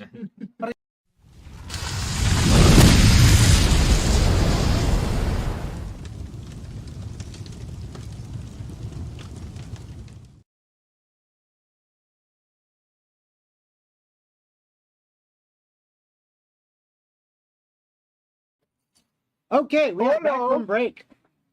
Sorry that took a little bit longer, but it is what it is. We're back. We still got to fix that dang timer on there so No. it shows up. But regardless of that, we're back.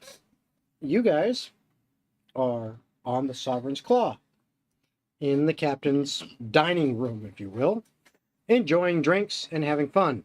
And he has asked you, entertain me. So, what I would like from each of you is each of you, your characters, needs to tell a tale. A tale of, a true tale, I should say. Or at least it should be. If you want to be deceptive, well, you can. But it should be a tale of either your past and who you are. You know, maybe just telling, you know, hey, this is who I am. This is where I come from. Or of an adventure that you've been on. Something that would be entertaining. And depending on how well you tell this tale, doesn't have to be long, but I would like each person to maybe, you know, tell enough of a story, should have a beginning, middle, and end that is actually engaging. I will determine whether or not you even need to roll. If it is not entertaining enough, there will be a roll involved. If it is entertaining enough, then you will succeed on that. Competition. This is important. Not succeeding in this as a group could have some consequences. So, I will ask for any volunteers who would like to go first. No, I was just I'll actually gonna go go around the first. table. No, fuck you. I'm on your side. I know you are. I'm going to start by presenting our guest with a bottle of tawny port to Well, mix with you his are rum. actually his guest, technically. You're on his ship. But I get you. My apologies, yeah. I get you. Our esteemed Host. Host. Yeah. There you go. With this bottle of nice port wine to mix with his rum. So it adds a fruity and nutty character. Nutty. He takes this. And he hands it off to one of the other sailors to go and uncork it, open it up, and then he pulls up his glass. Yeah. Hands it to the servant to put some in. I don't like how this implies that I'm a servant. Well, no, you just happen to be the one who's just a got the good bottles. Role playing multiple characters. And then he nods at the servant. The servant sniffs it, takes a sip. He waits for a little while. Oh, don't be a pussy, Waits for a and little I'll while, drink from the bottle. and then after it's been a little while, he then takes it from the servant and he looks at you and says, "You might call it being a pussy. I call it being practical. I don't know you yet." No, but you will in just a second. My I'm name, waiting. My name is Lana Kirkwall. I grew up in the town of Windfall, or of Twinfall. My father went ahead and basically handed me off to the monks of the Twin Moon Monastery at a young age to just develop a sense of practicality. You mean the Monastery of the Twin Souls? Monastery of the Twin Souls, yeah. When he's kind of listening and he's pondering this a little bit, and he goes, Kirkwall. Merchant family. Yes, the very same.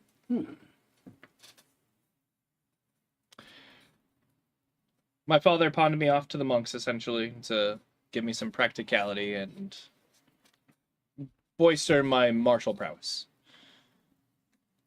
One of these days, I am training at the monastery, and I'm facing off against 2 disciples of Master Paku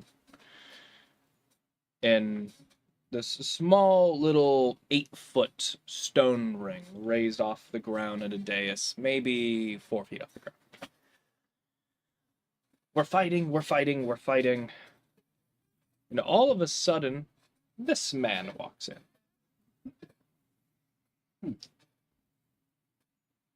We continue fighting a little longer, and we finish the bout. And this man walks up to me and says, and I quote, "I think I've been dreaming about you." Why It's not as weird as it sounds, I promise. No, it was incredibly weird. Why don't you introduce yourself now? Yes, my name's Corvo, and I did say that. I'm a little awkward at times, I suppose. He laughs at this. He's like, "It is indeed awkward." It was more in a prophetic way, not a Well, you must explain this. weird way. I'm invested in this now. I have to remember that. Me too. What are we talking about? I just remember it being quite funny at second glance. Yes, I had dreams of purple eyes, and I can't actually remember what else was in that dream. My memory as a person is terrible. Go on, Daniel, recollect here. Do your best. I'm trying. Oh, I'm trying. I assume that my character would not have as bad a memory as I as a person do. Well, he is You do 40. your best. I have. That's all I remember. Hashtag Then make And it up that's as all you best get. can. Yeah. Of auburn hair and purple eyes. And after searching around for some time, I came across the monks, and there she was. No. And in a moment of confusion, I did not know what to say. I was not expecting to see that at that time. For lack of better words. So let me get this straight. You, a middle-aged man, Yes. I understand how this Well- looks. walks up to a young, good-looking woman. Pardon me if I'm being forward. Ew. And says to her, after she has been fighting 2 other men I don't know what that has. Hey there. I've been dreaming about you. It wasn't quite that direct, but yes. No, I do believe it was quite direct. You are really. And also not as far as me trying to give you alcohol, Okay. mind you. And I feel like I'm being razzed. he here. actually busts out laughing for a little bit. He's like looking at both of you and just laughing and kind of shaking his head. And then he says, "That's a good one." Hindsight is 20/20. Not if you've been drinking. But what about the rest of you? I have a story. Let's hear it. But first, Lana, I'd like my first alcohol to be yours. Did you just take her drink? No, It's like, fuck her you. your Kirkwall juice. The port wine. You can't afford this. Reaches can. over the table, grabs the bottle. Pours it into a tumbler. Gives like this. Yeah. Granted, this is like 18% ABV. So Yeah, it's a little stronger strong for than wine, yeah. a first timer would expect. It's delicious. It's very sweet, yes. Is it not an acquired taste? Yeah, I was just about to say that. Damn. No, this is just absolutely derangeously sweet. So my True. my tale. Have you heard of a little place called Atavar?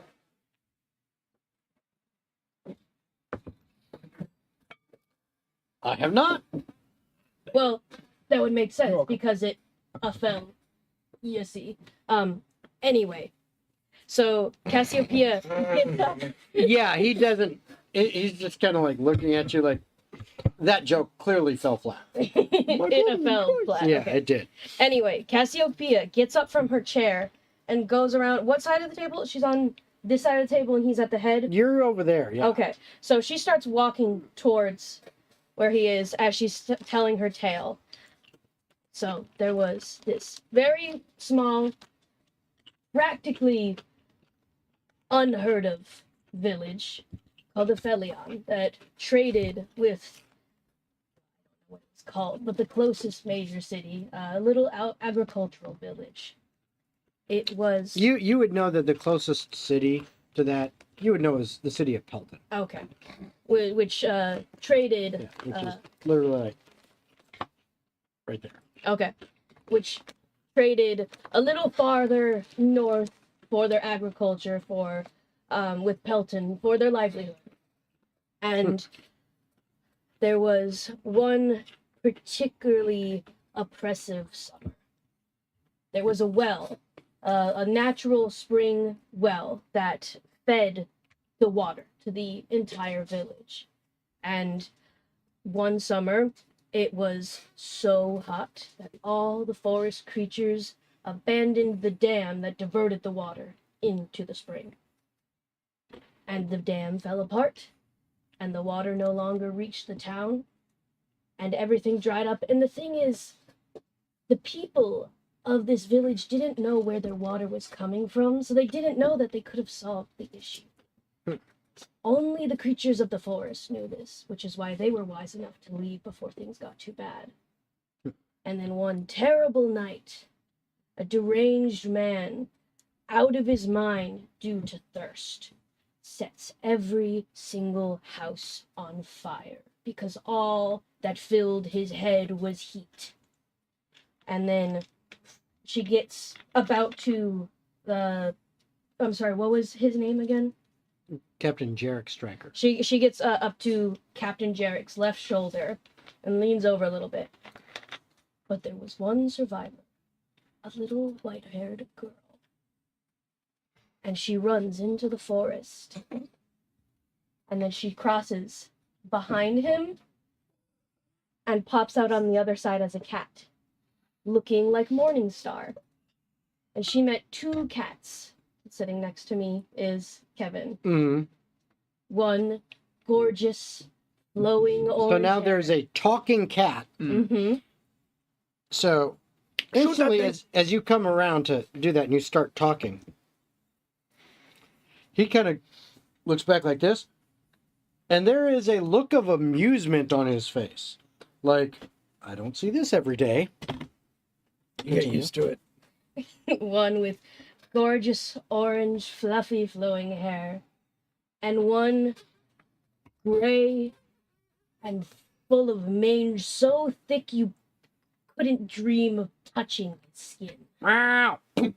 He paws you once as he and kind of makes that noise. That Leap.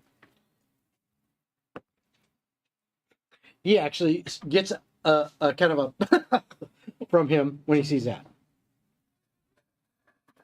And this girl, for 20 years, lived with these cats as her, let's call it den, grew.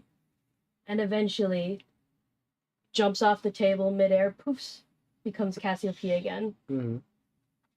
Grew up to be the competent and stunning young woman you see before you. Hope you have like a twig in your. That hand was the when you say funniest this. part. Yeah. Story. So he kind of looks and he seems like he's amused a little bit by this. You said you wanted a tail. Well, I gave you two. He actually finds that a little bit funny too, and he kind of well, that's 3 of you. What about you 2? Would you like to go first? Mine's not as entertaining as probably yours. Mine's probably more fucked up. So you can go first. I think the No, goal then was you go entertaining. next, so we don't end on a low note. Well, I told a That's a good tale about point. a fire burning down a village, so Also, Yeah. dark things are rather entertaining from a storytelling perspective. All right. Well, Captain, I'm assuming you've seen your fair of fucked up shit, depending on the scars that are on your body. To me, I'm Roll insight. Me also want to. Yeah. they're actually just shaving accidents. 16. 10. When you mention the scars on his body, kind of gets a little bit of a frown on his face. He didn't. You're pretty clear with that insight check. Yeah, maybe you shouldn't draw attention to that. Oh, no, I'm making a point off of this. I know, but Like still, any self-respecting man, Yeah. he goes, "Oh, you want to see him? no, but Scars from this. it's clear he's like he's not completely offended, but he's like, where the fuck is this guy going with He's this? guarded So, about it. I'm assuming yours are from great conquests and many victories, but I bet none of them were done to you by your own family. Okay, it's you don't even have to roll for this. Yeah, that clearly he went from where is this guy going with this to okay, all right. Let's hear him out. Imagine being a 15-year-old boy brought into a family of bandits and thieves, and the only way to keep yourself alive is by your own wit. Where you get thrown into the woods for a week to survive with just rations and a dagger and a bow. Where they say, if you don't survive the week, don't worry about coming back, because at this point we think you're dead. He goes. You don't survive. He actually goes. I actually know stories like that very well Yeah. from personal experience. So I survived what I could, lived through the trees, try to keep my ground. Can't remember much about anything past being 15 years, past being the age of 15, past that. End up one day finding kittens huddling around. One is injured. I nurse it back to health. Eventually the cats lead me to some weird pathway through the forest where I thought no one would live back there. Eventually just the curiosity killed me, so I went and I followed them. And that's where I met her. When you say the curiosity killed me and you were just talking about cats, he actually, for a moment, you kind of see like a little bit of a brain fart and then like kind of go across his expression. And then he like makes a connection of that and the old saying, you know, curiosity killed the cat, blah, blah, blah. And it is funny to him. So he's like, It's fine. You can laugh. It's fine. Well, that's how I met her, and she helped me out on some of my, let's just say my missions. Not a lot of people know my true name. I basically count myself as a nobody, since I can be whoever I want to be for certain things to get done. Had a hard time assimilating with the idea of an actual family. People will actually watch your back and care. A lot of stuff changes when you get into a group that actually has some morale of family. But that's just me. So if you want to know my true name, I'll give it to you. I have no shame in that. At this point, most of these people around this table are my family. Fuck it. At this point, I don't know what's going on with my life, but at least they drug me out of the shithole that I was in. You can call me Vars. Interesting. I am going to have you roll a persuasion, but you're getting it at advantage. Because he's heard this story before. He may have lived something similar. But because it's kind of a double-edged sword. Because he's heard stories like that before and even lived it, that's why you're having to roll. But because it also touches a little bit of a nerve ending on him of, okay, I can understand that, empathize with that. That's why you're getting an advantage. You said persuasion, right? Yep. And this is a contested roll. 23. Okay. God dang it. Yeah, one was like a... Hell yeah. No, I'm glad I got advantage. No. But I do have one more question for you, if you don't mind. Before we continue with our stories, I have a few questions for you, if possible. Let's finish the stories first. All right. I don't want to get into seriousness until it's time. All right, then. You're left. Let's hear. Captain Jarek, was it? You can call me Jarek or Captain Stryker. Captain Stryker, then. I am Ferdinand Gilfeather, a humble everyman, as it were. Or every bird. He loves laughing at his own jokes. Yes. Me too. Now, if we're going to tell a tale about my life, as it seems that is what everyone around this table has opted to do, then I will have to start by saying that I have an incredible memory. My very first memory was a very dark, cold, and stormy night. I could feel myself rock to and fro, and as my avian eyes finally opened for the first time, I was greeted with the sight of a maelstrom of wind and storm. I looked around to see the eggs around me, which none of them had hatched. However, for myself, I had managed to hatch just in time to be struck by flying debris. I fell face first downward, landing upon my right arm. Not sure of how many feet up I was, but I was no longer within the nest. This was my wake-up call to the world. From there, I did my best to squirm from that situation into some sort of hiding hole or some sort, so that I didn't die on the spot even after just waking up to the world. And that began my journey. I grew up out in the wilds for a short while, wondering what exactly I was. There was nothing quite like me, and once I had gotten quite old enough to be the size I am now, I finally was able to introduce myself to civilization. Now, most mistook me for the race known as Aarakocra, but that is, of course, not what I am. What I go by would be an owling, but this race here is most intriguing to me, as I've never met another one of my kind. Those eggs were the only circumstance where I had encountered another of my kind. But there is also very scant mention of this race within any historical textbooks or documents or anything. So it leaves me wondering what the truth behind the nature of my being really is. But of course, that's an answer I am still looking for. Now, my name is Gilfeather, and there's a funny story behind that. Not just because of the golden wing, but after having been immersed within society in Korstal for long enough, and I say my memory is great, but the one thing I do not remember is if I had first woken up in Eotris or Korstal.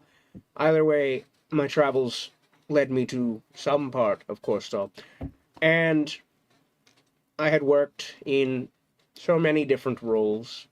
Let's see, carpenter, librarian, miner, lumberjack, the list goes on. If there is a career, I have probably dabbled in it at the very least. But one day I figured I must finally be dying, as the coloration on my wing, which matched that of this one here, almost seemed as if to chafe off, and beneath it unveiled a sickly golden color, as you can see here. I'm not sure what this phenomena is, but the man I was working with at the time, another humble scholar, well, he treated my wound. Well, there was nothing to treat. I was perfectly fine. He diagnosed and saw that it was, oddly enough, just a change in coloration, but he figured that should be my surname. And so I go by Ferdinand Gilfeather. Now, this old worker, I believe I'm... He holds up a hand to kind of like stop you for a second and says, I'm curious. So, it is only coloration and not actual gold. Because that is He puts the bolt cutter back there. strikingly close It's to got the an color axe of stuck real in the gold. table. You're Well- sure your feathers aren't gilded? I suppose I've never gone to a jeweler to, appraise my wings. Look at the serial number. But as far as I can tell, and any kind of chirurgeon or diagnoser could tell, it is just more of me, but in a different color. But to speed things along, eventually I found myself in the employ of Councilman Guiver of Balmore, a job that is not exactly the most enviable. A lot of work must be done, but I do like to keep busy, if you could not already get that from the story I've told thus far. Because as it stands, the two things that occupy my brain in the deepest sections are, what am I? And as we've discussed, I don't quite have that answer. And what is my purpose? As, well, there's something I've come to learn in my 270 plus years of living. And it's a bit of a melancholy beauty to life, because life is pointless. I think that's beautiful. There's so much that goes on that doesn't connect to anything else, and you would never know. But that's someone's life, or that's someone else's life. That's my life. All the things that I have done, well, they haven't amounted to much, even though I have been around so long, but it's my life, and I find beauty in that pointlessness. So, I suppose, in a sense, it's the search for the answer, how will I die? I've showed no signs of aging besides this wing, and I operate just as functionally as I did on the day I was born. I do not get sick. I require much and less to keep myself going. So I suppose that's part of what keeps me going then. One day I will find the answer to how I will die. He sits there for a moment. And then he takes his wine glass with the port wine that was offered by Lana. Takes a sniff. And he goes, I'm not typically one for melancholy, and he looks at you as well, or sad stories. I prefer things with a little bit more humor to them. But life is pointless. You made me think.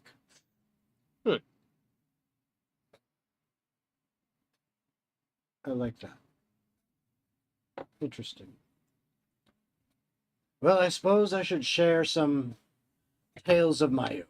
I am quite curious. I like how all four of us here all shared something that like kind of related back into each other in one way or another. And then old man Birdface over here was like, "You want me to talk about myself? Story time? Story time." Captain Stryker looks and says, I suppose it's time I shared a little bit about myself. So, if you lot are steering north along the coast, keep your eyes on the deep horizons and your swords sharp. These waters of the Sundered Reach are shifting. And not just because of everything happening in Overshore. Like Garlisle and his ambitions. Or the bickering human lords in the north back in up in Lakeside. Ever since Ludus took command of the fleet from Tomar, we've been patrolling the vast oceans between Korstal and Tok for months. Oh, yeah. He meant to say Tito. Where, No. yeah. I mean, Now, we haven't heard much of the gossip from the east and what's going on in the Eastern Sea. But we've been out here on the rim. And it feels like the world's holding its breath. 2 weeks back, we actually took the ship kind of close to the jagged coastlines of Tok. Obviously, we didn't drop anchor. I mean, no sane sailor touches that soil. But what we saw from the upper decks of the Sovereign's Claw froze my marrow to the bone. Froze my marrow in my bones. The orcs of Tok, they're amassing near the coastline. Not like scattered feuding tribes like they usually do. Literally, thousands, tens of thousands of them, all massing on the coastlines. Their fires lit up the entire coastline like a burning scar across the horizon. Now, looking through like the sea mist, that's what I saw. It kind of looked like they were maybe performing some kind of weird unified labor. Okay? But it's just a strange amount of orcs to see near the coastline. Something that hasn't been seen in, last I heard, even 200 years ago almost. I don't know what they're doing, what they're preparing for, but orcs don't gather in those kind of numbers. Disciplined and silent, just to watch the waves. Something's going on. So while all the lords of Korstal are busy looking at all their bullshit and fighting amongst themselves, I'll just tell you, there's a shadow stretching out from the west. Whatever it is, I fear it's going to start looking across the water sooner rather than later. It smells like conquest to me. If that's the case with... Could be. Honestly, The orcs are like, we hate this I place. just... Let's take theirs. I don't know exactly what's going on, but it just doesn't feel right. As soon as he says that, I'll look at Ferdinand. Ferdinand, if they are going to conquest from the west, wouldn't the south be their first entry point? Would. It'd be as if it were, nearly 50 years ago now? There have been The conquest of Overshore? countless conquests by Tok on this central continent of Korstal. Roll history. Yes, sir. 28. Hey, Jesus. Make it 30 while you're at it. You Go to recall 29 the if I exact roll the- hour of the exact... No. You know the You- grain of sand they landed on. You know for a fact You remember every follicle that in the now foreskin. it would be... It's actually probably somewhere between 165 and 175 years ago. Mhm. Okay. That at that time, orcs from Talk began invading Korstal. They originally landed, their first landing was near Barnmouth. Okay. And they, devastated. There was a small village there that they devastated initially. And then as they started to land more ships and start spreading out, it just got worse and worse and worse until everyone banded together and started fighting back. Mm-hmm. And it was all out war. And that war lasted for several years before the forces of Korstal were able to push the orcs back towards the sea and force them to head the fuck back home. Before that, there were conquests and there were attempts, but thus far as you've been alive and as far as what you can recall in any historical texts and things that you have pulled up. Hold on, I just want to say, during my story, I got something wrong. I said 270 plus years of living. Yeah, you've been 200. Yeah, 270 is my weight. Yeah, my age is 341. I know. I was wondering about that because it didn't seem right. But This man's old as shit. yeah, Yeah. But I'm still saying, even beyond your, thus far, any orc incursions onto Korstal have not done more, have not actually taken over areas for long periods of time. They did take over some for during the wars, for maybe a couple of years during the war. They had this an area here that they completely controlled until they were eventually pushed back. But they've never maintained it long term. Based on Captain Stryker's description of saying tens of thousands of them, this reminds you of 165, 175 years ago, reports that were accruing of that. However, something was strange about the description he gave, because it's not exactly the same. Yeah.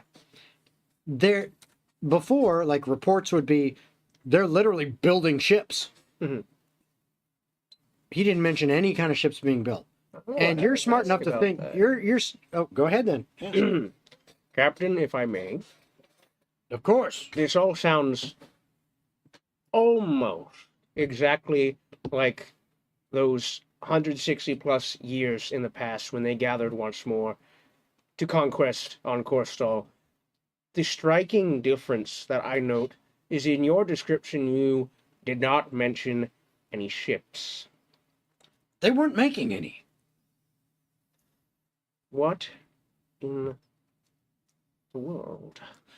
That's what sticks out. That's the big difference that you noticed. They weren't. He reports they weren't making any ships. Back then they were.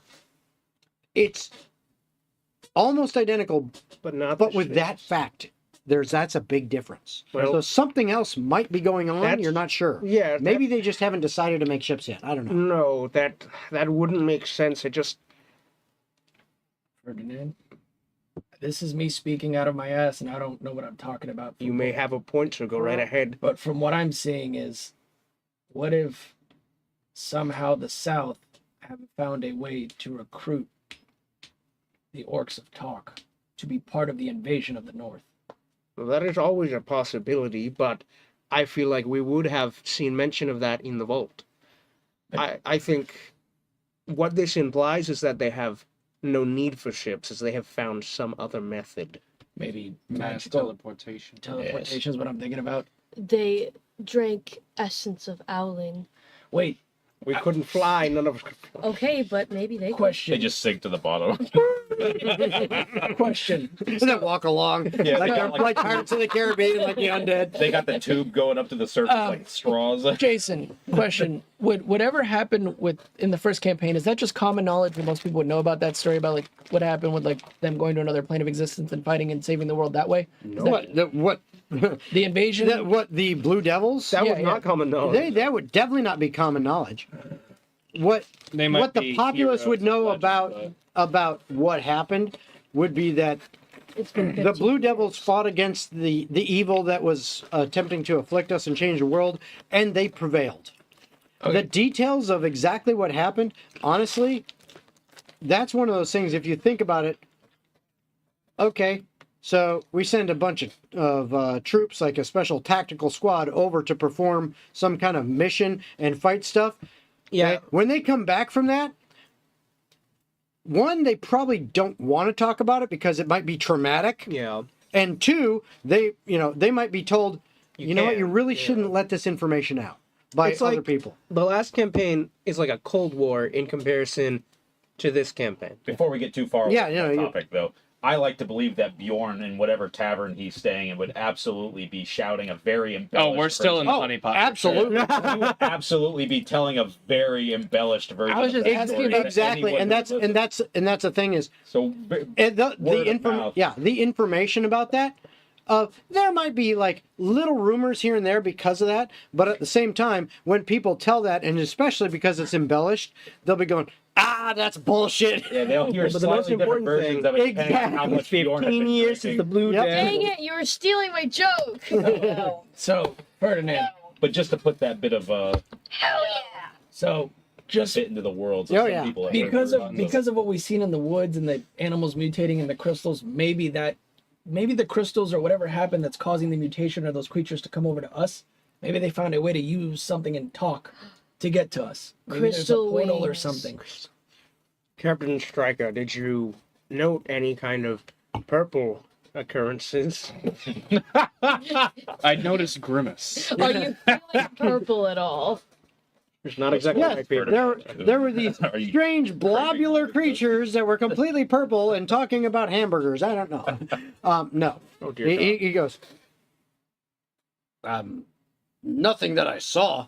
Oh, I didn't think so. don't really understand what that has to do with anything. It's a story I mean, for another time. fair enough. You said the man that used to own this company before he handed it off was called what? I'm not quite sure I understand exactly You said what that you're saying. some dude named Tomer or whatever. Are you used to- talking about the hero Tomer? Is he a hero? Is he a hero of legend that I don't know? Yes. Whoa, Blue Devils. Tomer, 18. he was the leader of the Blue Devils. He was he wasn't the founder of the leader. Dragons of the Sea, but Hold on. he did take over from his predecessor eventually. Is The he- story goes that Because one of our members was leading the sea dragons in a direction that, well, we're not doing quite as much in that direction now. Yes, we occasionally liberate some goods and services from others, primarily those that can afford it, and especially those that are acting like assholes. Yeah. But for the most part, we've kind of been led in a direction which started with Tomer, of protecting the seas from those who would run afoul of others. Those are the ones we primarily take from. And trust me, that's the fun part. Okay, Ferdinand. Well, actually, no. This would be a question for you, Captain. Is Tomer still alive and kicking? Question mark. As far as I know, he's just retired. No, maybe he knows something. If he's a great hero that stopped whatever happened. 15 years. As far as I know, he's retired. I mean, maybe something from whatever they dealt with links to what's happening now. How they're getting a way to access. Have you heard of the Dread Pirate Ludus? No. he's disabled now, so he's like level 4. You understand, like, Tomer's got to be, like, nearly 50 years old. Tomer's got a fucking cane. It's like, For oh, an the orc, good that's days." very up. That is very fucking old for an orc. Yeah, Bjorn is also pretty old at this point because I'm pretty sure shifters have a much lower lifespan. Yeah, they do. You know what's funny? Gold is in his mid 30s, just chilling in the bar. I see Tomer and Bjorn as those two guys from SpongeBob that are like mustard or ketchup. Just at the honeypot roasting people as they walk He's by. old man Bjorn now. Yeah. He just hangs out at the bar telling stories and getting drunk. Yeah, the lifespan of an orc, or of a half orc, is like 60 years. Oh, so it's like the same as the 60, shifters. yeah. Okay. Meanwhile, Gold's having to take care of you all dementia patients. Gold, wipe my ass. Yeah, and then as far as Bjorn, shifters rarely live more than 70. Yeah. So Like I again, said, 50 to 60 is so it's like when you're in your late 40s, early 50s for both of those races, you're getting up into AARP time. Sign up for that. You're gonna retire and enjoy your life. Especially, you guys are heroes. You're treated like everyone's just like, oh, you want to stay here? Cool, you're the fucking hero. Drinks for free. Yeah. Plus, you also did make shit tons of money for There's also yourselves. statues of us in town. Question. So- This is for this captain, which is Captain Stryker, and our other captain. Yeah, Vaelen. Yep. Have you guys ever given passage to a man named Lee Axion? It's Li Shao. Li Shao? Barris puts on his spectacles. Who remind me? It's the guy that Lee that he told me to go look out to see if they can figure out my name. Li Shao. Yeah, see if they gave him passage anywhere, if they know anything about it, because this just came up now that I figured out. That, They both look at each other. They think about it for a little bit. I mean, did anybody give any passage to like the north, or know anybody that might have given someone passage to the north with that name? Vaelen, not going to do the accent right now. He basically just says, "No, I very rarely go north. This is you guys. This is an exception. You made a deal, okay? And I potentially have some business now in the north at a good deal." And I might be in the north more because I can't fucking go to Overshore anymore. But at least for a while, I got to wait till the heat dies down quite a bit. But no. And then Stryker's like, we don't typically give passage to people. We just patrol. I mean, maybe occasionally someone's ship is damaged because of some asshole trying to pirate them. We'll blow up the pirate. We'll take their shit. They need roadside assistance. Yeah, exactly. All right. We'll get wave side assistance. Li Zhao. Can I roll a history check to see if maybe that would be a name that I've heard in the monastery? Sure. It's triple R.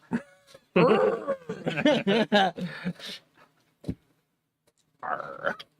Pirate. +4. That's an 18. Okay. Li Zhao was the master before Master Paku. Oh. He was not there when you started there. Yeah, but he has been. He left long ago. He's like fucking Master Oogway from Kung Fu Panda. He is old as fuck. Yeah. If he is still living, it would be like, holy shit, how did this human live this long? Because he's a human. He's secretly an owling. And he's got to be over 100 years old. If he's still living, wow.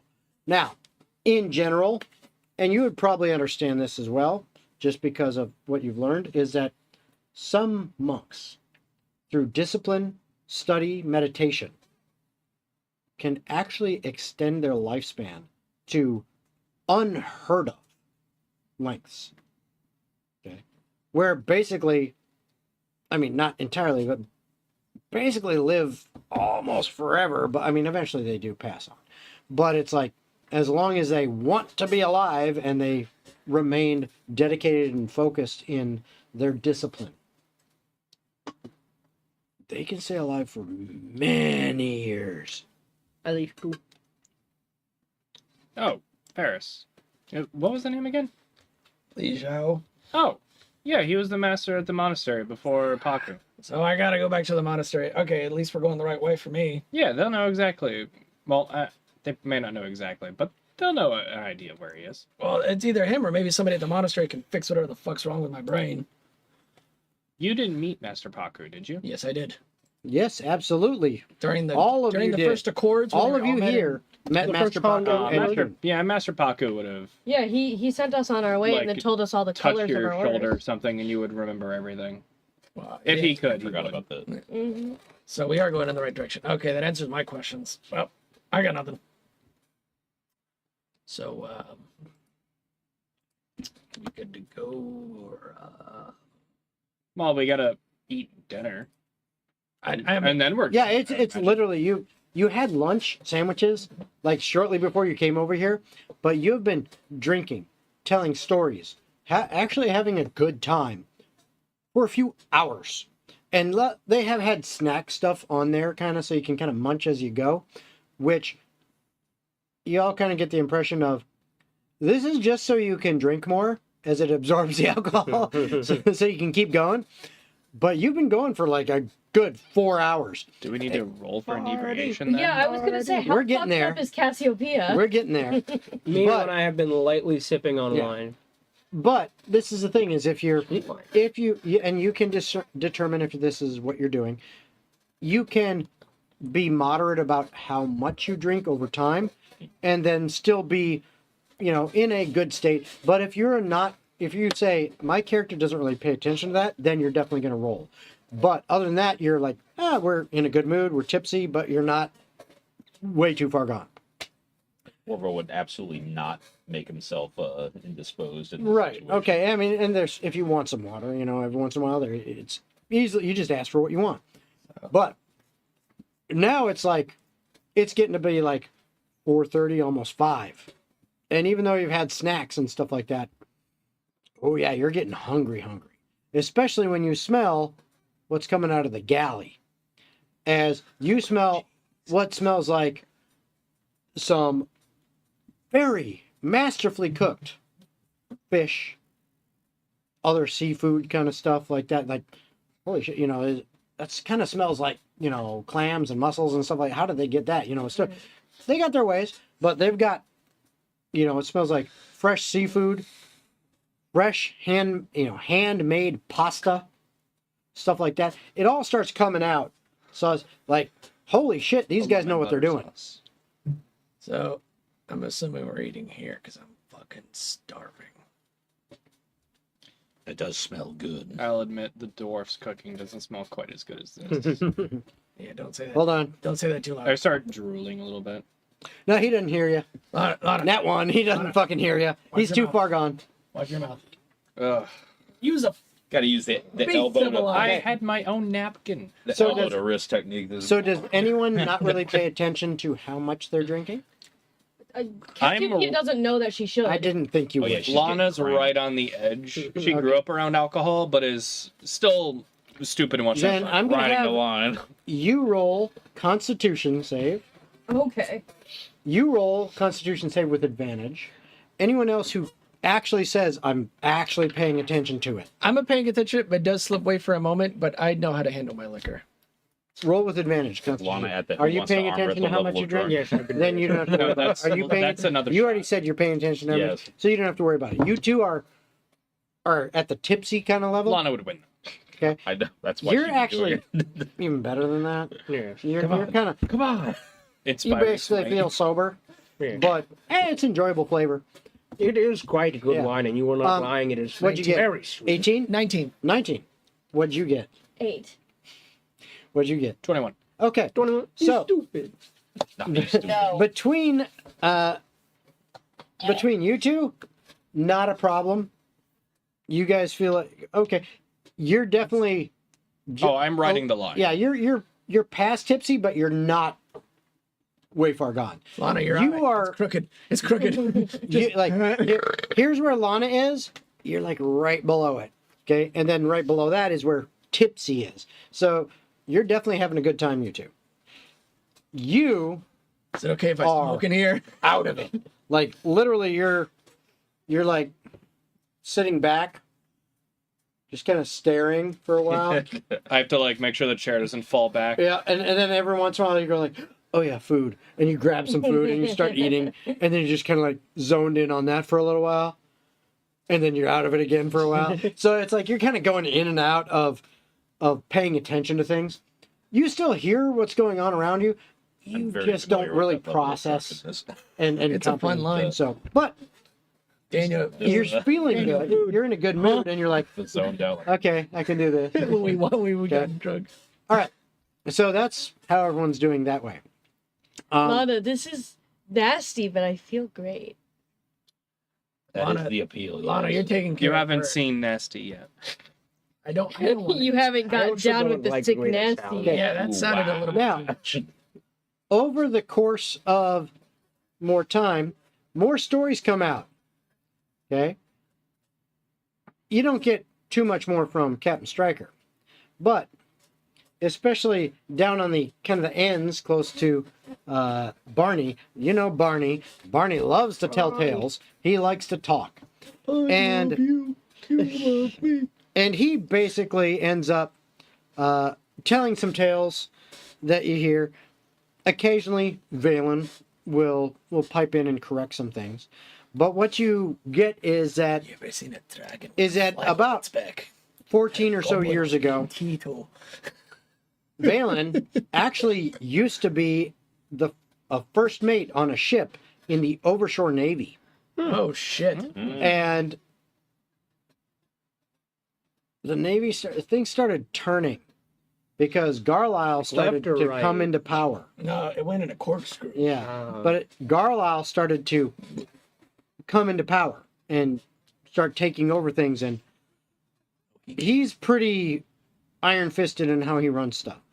So, as he's doing that, like in the Navy, No. yes, in the Overshore Navy, things started to get a little bit sketchy, and the commander of the ship that Vaelen was on put out an order to scuttle a civilian merchant vessel to cover up someone's blunders. Vaelen was like, we can't fucking do that. Screw that. We can't. That's a civilian ship. They didn't do anything wrong. But because of that, he was basically branded a traitor. And he had to escape. And so he did so. But that scar he's got across his jawline going down into his collarbone, he got that from one of the other officers on the ship's cutlass as he attempted to escape. So he's got this permanent scar. Which is why, for the most part, his voice, you've noticed, he typically doesn't speak over more than kind of a gravelly, low voice, almost a whisper that's just a little bit above in volume. He doesn't, he's not really loud and boisterous. He then went into hiding, took on an assumed identity for a while, and then used what he had been able to scramble together as his life savings to get a stripped-down, single-masted sloop. Painted its hull completely black, and dyed the sails to be a dark charcoal gray. And then he began his underground career as running Overshore's naval blockades, trying to defy them and do anything he could to fuck with them. Hell yeah. You also find out that 11 years ago, he's Batman. Barney, originally from Eotris, at the time, 95 years old, so still a young adult dwarf. He was kind of a rising artisan, but he was obsessed with the maritime, with sailing and ships.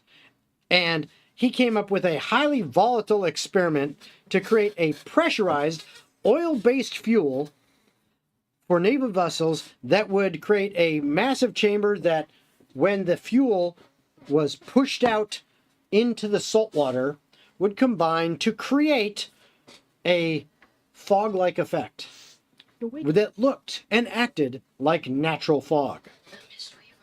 Exactly. Problem is, all the other dwarves, they were like, what the fuck is this? Why are you doing naval bullshit? It's not a They're mountain dwarves. They're like, how does this help the mines, you fucker? And they basically ostracized him and kind of kicked him out. Well, you've been kicked out of the cool club because you don't like mountains, dude. Yeah. Then 10 years ago, Barney ends up traveling to Korstal. And he starts going to every port he can find, looking for any captain who's got the balls to try his experimental system. He ends up finding Vaelen. He ends up filing for bankruptcy. Yes, he does. But he finds Vaelen and describes what he's looking to do. Vaelen goes, you know what? I don't got to pay for this. He's like, no, I'll put this out of my own pocket, but I want to test it. I really want to make it work. And he's like, you know what? Fuck it. I'll do it. So they form a partnership. Barney joins Vaelen's ship, the Midnight Lark, which thus far, Vaelen has had a hell of a time trying to deal with it. Thankfully, it's only a sloop, but it's one man running this ship. So it's been difficult. Oh, now I got one other person. This is good. This helps. And while it's sitting there, Barney builds the Mistweaver on the Midnight Lark. They test it, and everything works. And now, he's even more dangerous to the Overshore Navy, as he can do so much more and get away with it. 7 years ago, in the Eastern Seas, a 23-year-old female who is incredibly capable and working on ships and becoming actually a super reliable and capable deckhand. She's working hard and all this and kind of slowly rising through the ranks on the ships. Okay. Well, their ship gets attacked by a rogue, bloodthirsty pirate vessel. During the slaughter of pretty much the entire crew, one of the blades of the attackers slices her throat deep enough that it severs her vocal cords. And she's left for dead on this burning deck. Okay. Well, at the time, Vaelen and Barney had actually traveled to the Eastern Seas and were having some fun over there, making a little bit of coin, testing things out with the Mistweaver. And they just happened across the scene of this burning, sinking ship. And they're like, "Ooh, maybe we can loot some stuff." Instead of finding loot, they found Tamsin. Okay? The best. Slowly bleeding out.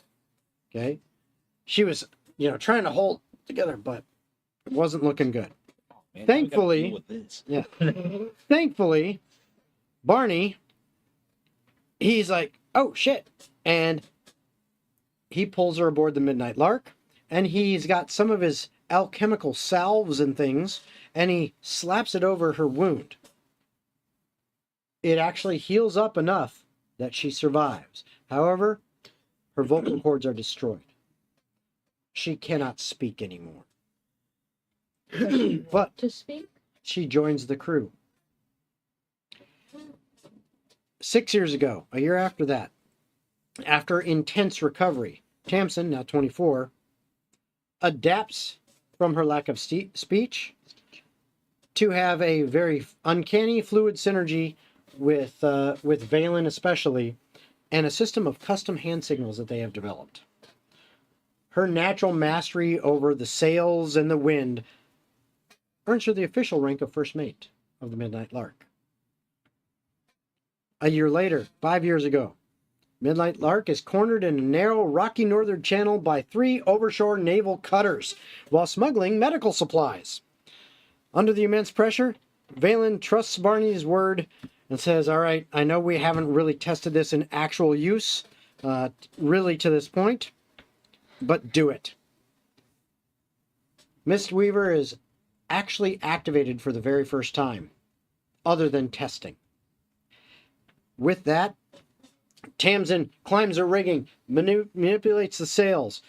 Vaelen adjusts the direction of the ship, calls out orders, and sends hand signals as necessary to keep things silent. And the Mistweaver pumps out a fog cloud that masks the ship, and they manage to escape. That's stories you hear. Whoa. Okay, Vibro Man. All right. Okay, disrupt stream guy. Is there any other things that you guys now want to talk about while you're at this drinking and dining table aboard the Sovereign's Club? I message you on Discord. Message me on Discord. Mm-hmm. Or Discord. Okay. You okay? I'm fine. She's drunk. I'm kind of stressed earlier. I'm just fucking tired. Yeah, that's great. I know, right? Suck it up, Buttercup. I'm here, aren't I? No. They're all pointed they're out, gone. not me. They're too far gone. There's no like No. restoration. No. Technically, lesser restoration could remove poison, which alcohol is a poison. I'm not talking about alcohol. She wants to heal the lady. She wants to heal Tamsin's vocal plot cords. Oh, no. They're way too far gone. It's a plot wound. It's just what it is. I've You'd done have to have surgery some on a like cat. supreme. I've done healing. surgery on a grave. Okay, but here's the thing: is She's not going to let you go anywhere near here. I'll just put it this way. Well, I would ask. Other I than- wouldn't force her. I'll just put it this way. Okay. Even in a system like this, no is the answer. No. Even in a system like this, if somebody's arm gets cut off, healing spells don't restore the arm. The vocal cords are essentially gone. Yeah, I think You it's don't a 7th regenerate. level spell Yeah. that could I'm graze just, No, I'm just trying to think of the Okay. logistics Or because if regenerate or it's whatever. cut, your vocal cords aren't gone; they're No, no. just sliced. Yeah, but Damaged. they're gone, damaged, unusable, and have been for like 7 years now. They basically withered away to You nothing. You can They probably don't put out exist. sounds, but they're not coherent. Okay, well, And she doesn't want to because it would maybe be embarrassing or. well, Yeah, maybe I it's pain would for her have to use. tried Yeah, but if she consented. but she, this is her life now, and she's fine with it. Okay, I make a prosthetic vocal cord. As She me, shoves it up your butt. Oh, no. as me and My fart sound as funny me and now. Lana are riding the same wave, I'm just gonna look at her and be like, I know this is a touchy subject, but I'm in the headspace of asking what the fuck questions, cause fuck it. You like tickles or pets? Would you or would you not be upset? Would you be mad at me? Well, no, it's, I think you would it's under the probably. bridge. I think you would be probably more happy. What are you getting at? What if? I'm just spitballing here. What if your brother's not dead? I mean, Do you want to marry him? The fuck? You're obsessed with this brother guy. Says the drunk druid. Yeah, you go play with your pussy somewhere else. We're talking here. that's wild. Oh, Lana, are you gonna let him speak to a woman like that? I guess. Hold on. What are you casting? I'm just grateful I got to orate about my own self for once. Your backstory was fucking nuts. I'm gonna be honest. I'm pretty excited and more interested in your life just because of how you came to be. Well, You're a pretty cool looking motherfucker. Jason, I'd like to Thank you. cast a spell. What spell? Zone of Truth. Oh, So Oh, shit. you Oh, are she's gonna disintegrate his brain. you are gonna attempt to cast Zone of Truth in here. Well, I'm a little drunk, so I'm gonna like as I'm, doing the hand signs and I'm, You're starting to cast a spell. as you see the golden aura start forming, I'm gonna say, What- guys, What's your armor class? 90. I think Uh-oh. it's 17 or 18 or 'Kay. 19. Are you wearing your 19. armor at the table? No worries. Vaelen comes over, grabs your hand and says, "What are you doing?" Zone of Truth. He stops you for a second. Now, As there's golden aura like emanating from he's my hands. he's basically interrupting your spell. I imagine he is, yeah. He looks over at Jarek. He says, "Your shipmate." And he says, "I'm curious. Let him do it." hey, don't do anything too crazy right now. I want to go wash my hands. I'll slam to the table my hands, and this golden hue is going to emanate in this 15-foot dome, basically encompassing everybody in here. And so everybody. And then It when you looks do like that, Ferdinand. and then when you do that, Yep. let's see. Where did you guys say you were sitting? Okay. Oh, Yeah, all of I'm you next to Lana. He's on Yeah. the other side of Lana. Yeah. No, Lana's sitting next to me. Yeah. So it's me, Lana, then you, Yep. Yeah. and then it's Okay. So. he's across the table. Oh, okay, the yeah, yeah. captain and Okay. Ferdinand. So. Yeah. No. Literally. Actually, it would have been Tamsin that grabbed your hand as Valen looked at at you, like, and looked at her, was like, what the fuck? She grabs her hand, and then he says, hey, what are you doing? I'm casting And then party looks kill. at Jarek and, like, your ship, and he's like, let it go. What I mean? But here's the thing. You'll find Nothing. out. Literally. But since you are right next to them, and you are right next to them, that whole thing. Aren't going I on. pretty close by? Actually, hold on. Let's see. Where would it be? So Vaelen's here. No. It's actually you two, because you two are over here next to Vaelen and then Jarek. Yeah. So you and you roll perception checks. Okay. 7. 90. Discussing 20. Okay. Dirty boy. Dirty boy. Lana casts his Zone of Truth. And then you, who happen to be near Vaelen and Jarek, Jarek leans over to Vaelen, and you hear him whisper, I slept with your first mate. Oh shit! You know that's not how Zone of Truth works, right? Oh, hold on. I know, but he just says that. We're all inebriated. He's though. like, listen, I'm just gonna let you know now so you don't get pissed off later. I'm curious. Sometimes he just does that. Everybody in the Zone of Truth needs to make a Charisma 14 saving Right. throw. I know whether they failed or passed. I know. Did he pass or fail? He passed. I rolled another. He below could be 5. bullshitting. You don't know. So, But that's what I you would hear. Make that save though. I Yeah. would make that save, right? Well, everyone would, because you're all in the Zone of Truth. Everyone in the zone has Somehow, to. I didn't know if against I was all in odds, the I zone. that's failed. all. I failed. I got an 8. Sphere, so everyone in Okay, the it was table. Charisma save. Yup. Yeah. Charisma 14, you said? 9. All right, so you fail. I know you fail. You cannot speak any lies. Yeah, I failed. That doesn't mean you have to answer the questions. Yeah. 12. All right, so I failed. everybody here who is speaking has to speak truths from now on Okay. What were Until you the spell's over. for the next 10 minutes. Yes. I'll look dead in your eyes as that question permeates. Huh. And Lana goes ahead and responds. I'd be scared. Don't get me wrong, I'd be happy that Silas isn't gone, but it's been so long and the world's changed so much. I mean, there's a reason he was being sent to Raven Sparrow. I don't know if he'd pursue that purpose or what the world would have in store for him. Crazy to think about. I'm just gonna spit all my cards here. I never liked Corvo in the beginning, but he's grown on me. You're all right, man. You know what? Shakes his I head. give you all the shit in the world, but you know what? I respect you, and I give you the utmost respect for such a good man you are. Well, that I appreciate.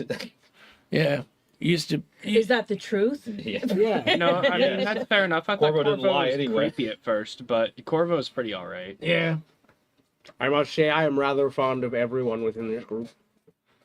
Ferdinand grew on me. I liked Ferdinand from the beginning. Yes, I mean, what was there to not like about me? I know I'm rather I mean, forthcoming. to the but- beginning, Your attitude. in the beginning, I was just like, this is just some stuck-up bookworm that's not really going to be useful. And then I'm like, you know what? He's actually a good sense of reason when it comes to shit. No, you're right, though. He did kind of sound like a know-it-all prick at first. Yeah, right? Like, I heard him talk, and I was like, shut the fuck up, It's dude. just the way I sound. At the risk Even of, right now, it hurts my ears. Yeah. I mean, hey, it is what it is, Yeah. man, but like, No, but I appreciate it now that I've come to understand Yeah. that despite him sounding like a prick, it's from a good place. oh, also, fuck your dad, he's a piece of shit. My dad's awesome. Fuck you. Your dad's a piece of shit. My dad could beat up your dad. I don't. To be fair, I don't even know if my dad is my dad, so fuck it. He could be fighting a ghost for all I know. Yeah, well, my dad's dead. Actually, who And is your dad? Fuck. My feelings kind of hurt.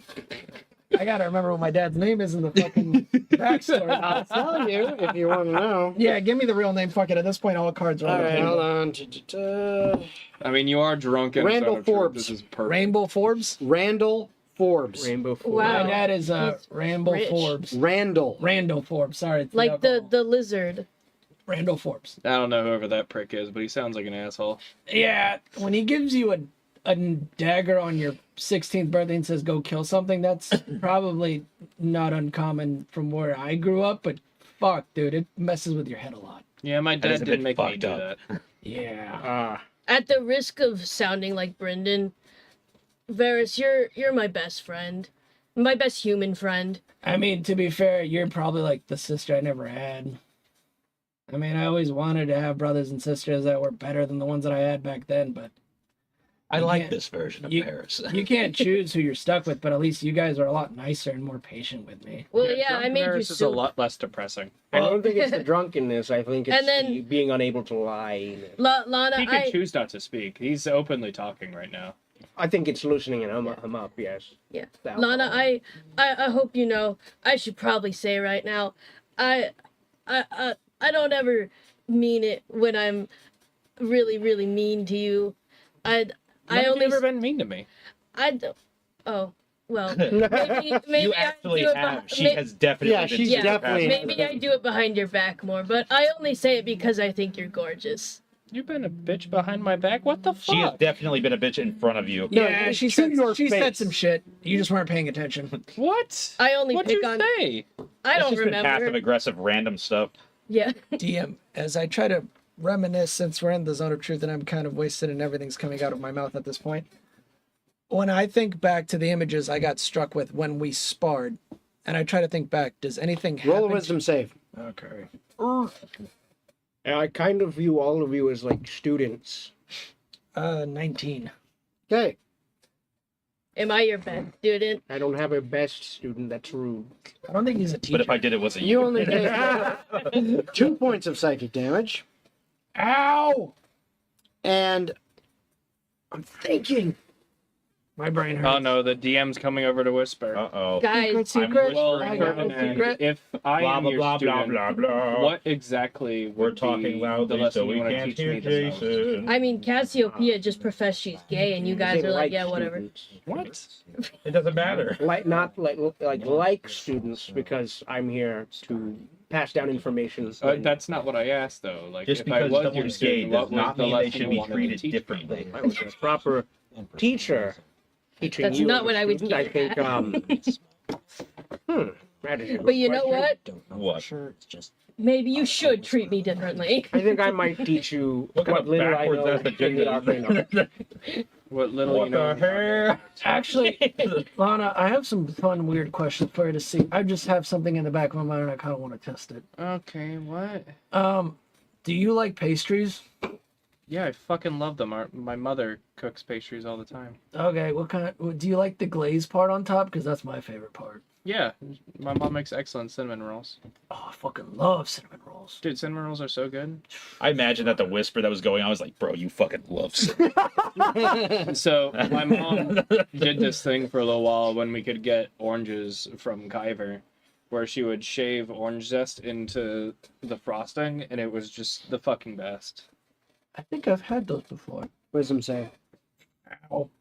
Have you guys ever had lemon loaf? 11. From Starbucks, yeah. No, as a character. You take 8 points of psychic damage. Varys is going to die before And- the end of this evening. You turn away from the table and vomit. Oh, fuck. Varys, That's are you funny doing to quite me. all right? No. Varys can't hold his liquor. Looks like that one can't hold his liquor. I don't Yes, think you it's have the had liquor. quite a bit. I just had 2 spikes go through my brain, and it hurts. I've never heard of From alcoholism cinnamon rolls? described No, as- it felt like somebody was taking a nail and shoving it through my frontal lobe. Have you told them to stop? I don't know who's doing it. This is why I gotta find that guy that Paku's master or whatever to fix whatever the hell's gone in my brain. Birdie man, are you okay? Li Zhao. Please, Captain now. Stryker, I am requesting your permission to spell cast. What is it you want to cast? I would like to look into this man's brain here and see what exactly is causing him to reel back in pain. Can you It's got to be the alcohol. Can you prestidigitation the vomit off the Yes, floor? Yes, actually, I will like that. All right, now I Thank should have permission to do that. Captain, please. Sure. I've been dealing with this issue since I don't know how long. I want some insight. I've been arguing with myself and it. I already said yes. Thank you. All Go right. for it, Ferdinand. Brain open. I don't know if this is going to... Surgery. It's not surgery. I don't know if this is going to hurt at all. So Just let it rip. Okay. So what are you casting? Detect thoughts. All right. Beyblade. That's what I Whoa, thought. is that the Star Wars key card? wanted to verify. Detect thoughts in a zone of truth while the target is drunk. How often does this come up? Like, really? Once! So I'm using Such an obscure circumstance. I'm using first the feature Read Thought, What does he believe to be which true? states That would be what he says. target one creature you can see within 30 feet of yourself. Cassiopeia can say, I am a cat in a zone of truth.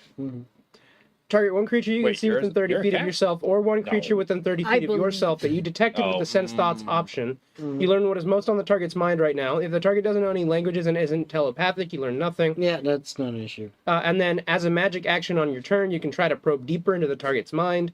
If you probe deeper, the target must make a wisdom saving throw. On a failed save, you discern the target's reasoning, emotions, and something that looms large in its mind, such as worry, love, or hate.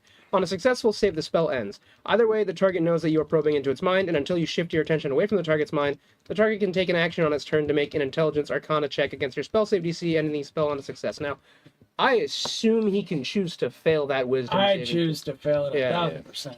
Get in there, bud. That's wild. So It's tickled. Just the fucking Aquaman from the old cartoon. I mean, the answer's obvious to me. Varys was sent to kill my brother a long, long time ago. He knows this much about my family because we were marks. He's the reason my brother's dead. And he keeps bringing it up to taunt me.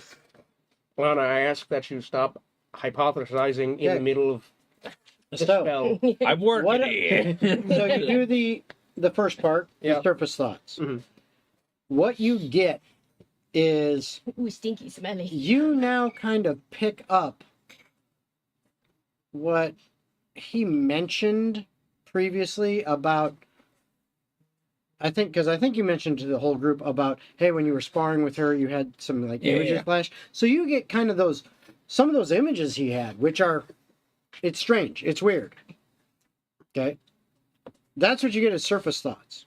So you now kind of see, not entirely, but kind of see what he saw during that sparring session. All right. Which it looks like flashbacks to a younger version of him and a younger version of her sparring with wooden sparring blades. Wait, just like briefly, like flashes. Remember? That's what you get with the surface thoughts, because that's what he's kind of thinking about right now. Yep. Now you try to probe deeper. I need you to make a wisdom save. I figured this much would happen. You get the head spikes. Ouch. I am feeling intense arcane resistance. 20. Okay. I thought he was gonna get like a 1 or something. He's like, not bad at 20. No, I know how to focus. So you now get the following things: cinnamon rolls. Yummer. Oh. Family feeling, like closeness, togetherness, kind of, and then what looks like a void. It is blank. Like it's like you're trying to look into his memory. You're trying to look into it, and if you think of memory like a house, and there's different rooms to it, you came up to a locked door, and you can't open it. And as you're trying to look in, you're like, let me peek through the keyhole. It looks empty. So I can't interact with it or anything? No. You see nothing. There's a space that has no. There's other stuff. Good day, sir. Yeah, I mean, you literally, you start probing, blah, blah, blah. You see this Randall Forbes character, his dad that he mentioned. You see this guy. You see other people. Does he look anything like him? It's an adopted not really. dad, right? Not really, yeah. Not really. You see a blue dragonborn female. You actually see a very intimate scene between her and him. You see a whole bunch of other people dressed in atypical, underworld type garb. Oh, this has got to be the empty ones. There we go. Yep, and you The pull quiet that, ones. and you pull that up too. Yeah, because that name comes to mind. You pull all that up too. You try to dig deeper. You get past a certain point, it's blank. There's nothing. All right, so I'm gonna kind of pull back and just be like, "Phew, I was not expecting to be flashbanged by porn." Sorry about that. Whoa. Okay, long story short, I fucked a female dragonborn. Can we get over this now? Can we not just not talk about it anymore? So, your flexible. memories are most intriguing, Varys, because it's like a chunk of your inner psyche is missing. It's been cut out. I don't know where it's gone. Okay. Did you see anything else in there? Because Well, I mean, I saw your sparring memories with this fantasized version of a young you and young Lana fighting with wooden swords. But aside from that, I think... Wait, what? He claimed to have a vision. He when told you about sparred that. with you. Yeah, I wrote it. I didn't tell her about it. Oh, you didn't? I wrote down. I drew pictures of her and her mother as her as a child and her mother, and I gave it to her. I'm like, who are these people to? Oh, yeah. And she told me that's my mom and that's me when I was a kid. Now the truth is coming out where the vision had the younger version of me in the sparring match. So when the two of you sparred against each other, he had a vision, and I've seen within his memories at the surface thoughts that vision was another sparring match, but with the two of you much, much younger. Implying perhaps you knew each other when you were younger, though I'm not sure how. I will say this, that the image that you saw and the vision that you saw, you assume, and so does he, that it is him. Mm-hmm. But it is from his POV. So you don't actually see what that is true. The child looks like, the younger child. You just can tell by the height in regards to, it looks like a younger version of Lana. The height as regards to that, it's got to be younger version It's of a pretty whoever's easy movie. assumption that it's his memory. It's an assumption, yes, I know. But what I'm saying is, you don't actually see entirely what he looks like. So you're making the assumption because, So then I bring that up. That's and the assumption I was thinking of the whole time. Yeah. I say that sparring vision is, of course, from his perspective. So the assumption is that he is also young. And the assumption that it is his perspective, I don't know how a memory might be from some other perspective, but... I mean... Inhabiting a bird. Corvo does have something. So, when you were younger, your brother went missing, yes? My brother was killed, yes. And you saw the body.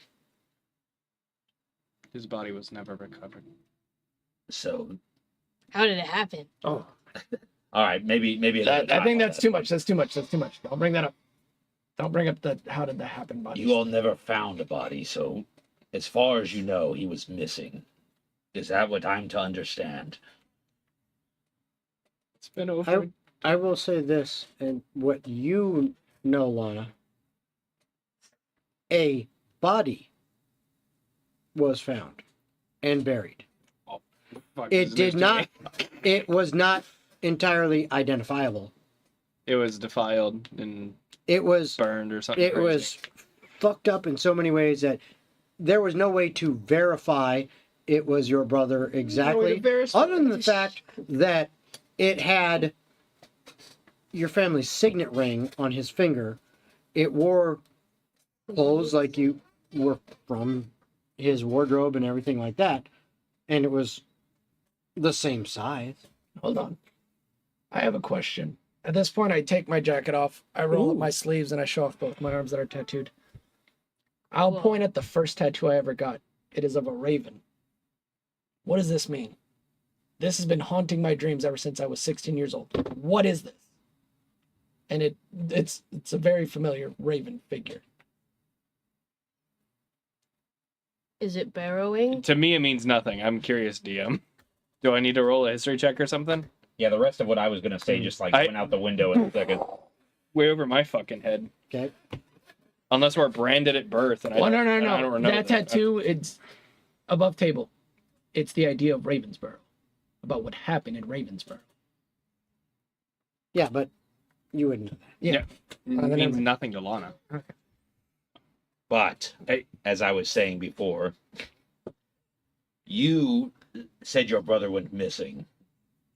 Yes, I don't know the whole "you found a body" part. To my It's knowledge, okay, you so had- now- He would be able to So say, now yes, there I was do. a body found. So now we can go ahead and role play it that way. Retconned it. Woo, woo, woo, woo.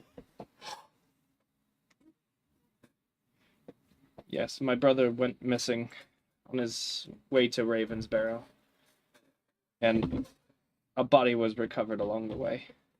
You say a body. Well, presumably his. Presumably. It had his clothes, it had his ring, So. burned beyond all belief. And you say your family was a group of assassins and ne'er-do-wells, yes?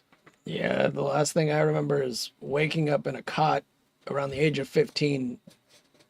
Something smelled like smoke, but I think it was I don't remember. And he says a chunk of your memories are gone. It's like a pitch black void. So your memory could have been tampered with, is what I'm getting from this. I'm assuming that's why we gotta find Li Xiao. And you're getting snippets of what I can only assume might be past memories of you two together as children. Yeah. Well, it doesn't... It's pretty obvious what this is pointing to. What's that? Okay. I need you to make a wisdom save. They're going to kill you. I should theoretically be good at this. Mm-hmm. I should theoretically... Oh, no. It's Theodorically. I wonder Theodorically. if it's his deity fucking with him. It's Didi. Oh, nat 20. Natural 20. What's the total? What's the total? 24. Oh! I love plot nat 20s. I love them. There you go, big boy. All right. We call that a plat You're not 20. demoted right now. You've done good. Sweet. I need to verify That'll this do, real Dice. quick. That'll do. He's just aura farming. It can be retired on the shelf now. This Dice has been good to me. I could see Corvo just like aura farming. He's like, God, fuck off. All right. Damn it. Where is it hiding? Except for you, prophecy god. As I'm We saying, is like, I'm sure you can all see what this is looking like. Damn it. Of course, it's not pinned in the campaign discussion channel. That Varus did it. Uh, No, I don't believe we're going to have to remedy that to make it much easier to pull up. Pull-ups. It's like, damn, I was expecting you to fail. No, I wasn't. It's just I didn't have it pulled up. The prophecy just like rings in your head. Like it's like you're literally hearing the words in your head. As at the same time as these thoughts are coming about and you're mentioning them. That's the Yo, do you have it? That's the prophecy. Here, let me see. We have it printed out. I do now. We have it in a song. You've missed a lot, Zach. That has to be the prophecy. I know you no, this is not the prophecy. You printed out. We've learned to use the This printer. is not the prophecy. You printed out a vision. Dear that- Lord. that- I printed out a has forgotten vision how to that's not read. the prophecy. You don't know about this at all. That's Never mind. him. So, the prophecy that you know rings in your head. And you, in addition to that, It's been a long time since I looked at it. But yeah, and that's why I was trying to pull it up. But in addition, you hear after your brain just kind of goes, wait a minute. You hear a familiar voice that you haven't heard much of. Bingo. We got him. And it's empty. You hear him say, now you're onto something. I just stopped mid-sentence. But, hey, you were on a roll. His Keep eye going. roll in the back of his head. Corvo, keep going. You were on a roll. Keep her going. And that's all you hear. And so it's like literally he's talking, and for then like 2 seconds he stops and like stares into nothing, and then he like snaps out of it. Like, I mean, it takes only 2 seconds, Yeah. but then it's like you're like, what the fuck? anyway, yes, I'm sure you can all see what this is looking like. I want to test something. What was your brother's name? Silas. I'm gonna say Silas. Does that trigger anything? On that note, this is where we're going to end for tonight. Oh, Oh, Has a So, stroke. he gets struck. So That's a seizure. As a Yeah, close stroke it up. measure. all right, so thank you everyone for watching. I hope you had a good time. I know I had a good time. I hope you guys had a good time. Oh, yeah. Always. Maybe. All right. Getting somewhere. Birdman. And just a reminder, there will be no game when, next where, Tuesday why? because Womp. Oscar and I are going going to to hell. Gen Con. Oh no. We're gonna Okay. make some money. So we are going to be at Gen Con with Critical Hit Gaming Supplies. So if you're going to be in the Indianapolis area and you're happen to go to Gen Con, come by the booth, say hi, and maybe we'll have some surprises for you and presents if you say, "Hey, I heard about you guys from Totally Online Gaming Group. I saw your stream, blah blah blah." Let us know. Include the blah hopefully blah we'll, blah. yeah, but hopefully we'll see you there. Also, we'll see you, I guess, in 2 weeks for episode 16. Later, everybody.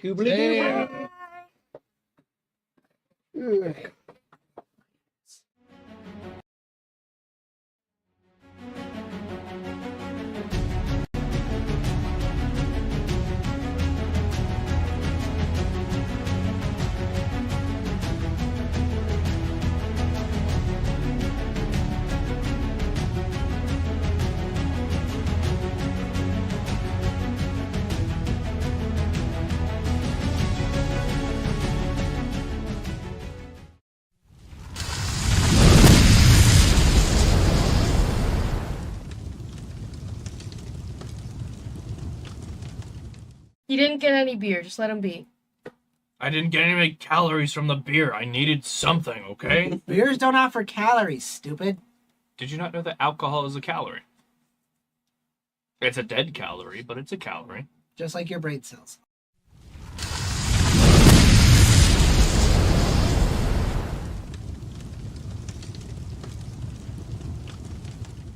Athletics. Oh Or boy. acrobatics. Acrobatics. My Thank bad. God. That's a 2. That's a net 20 for a 22. Oh, you flip over it, and the droid's not paying attention to any mind. As you're next to the balcony and he's next to you, she's cuddling the child. You just see the freaking robot unleash clips, just taking everybody out. It's a spray and pray everywhere. The hut's just. No, the hut's the first one to go because you see the droid go. We know no video service, and just a blaster shot through the hut's brain.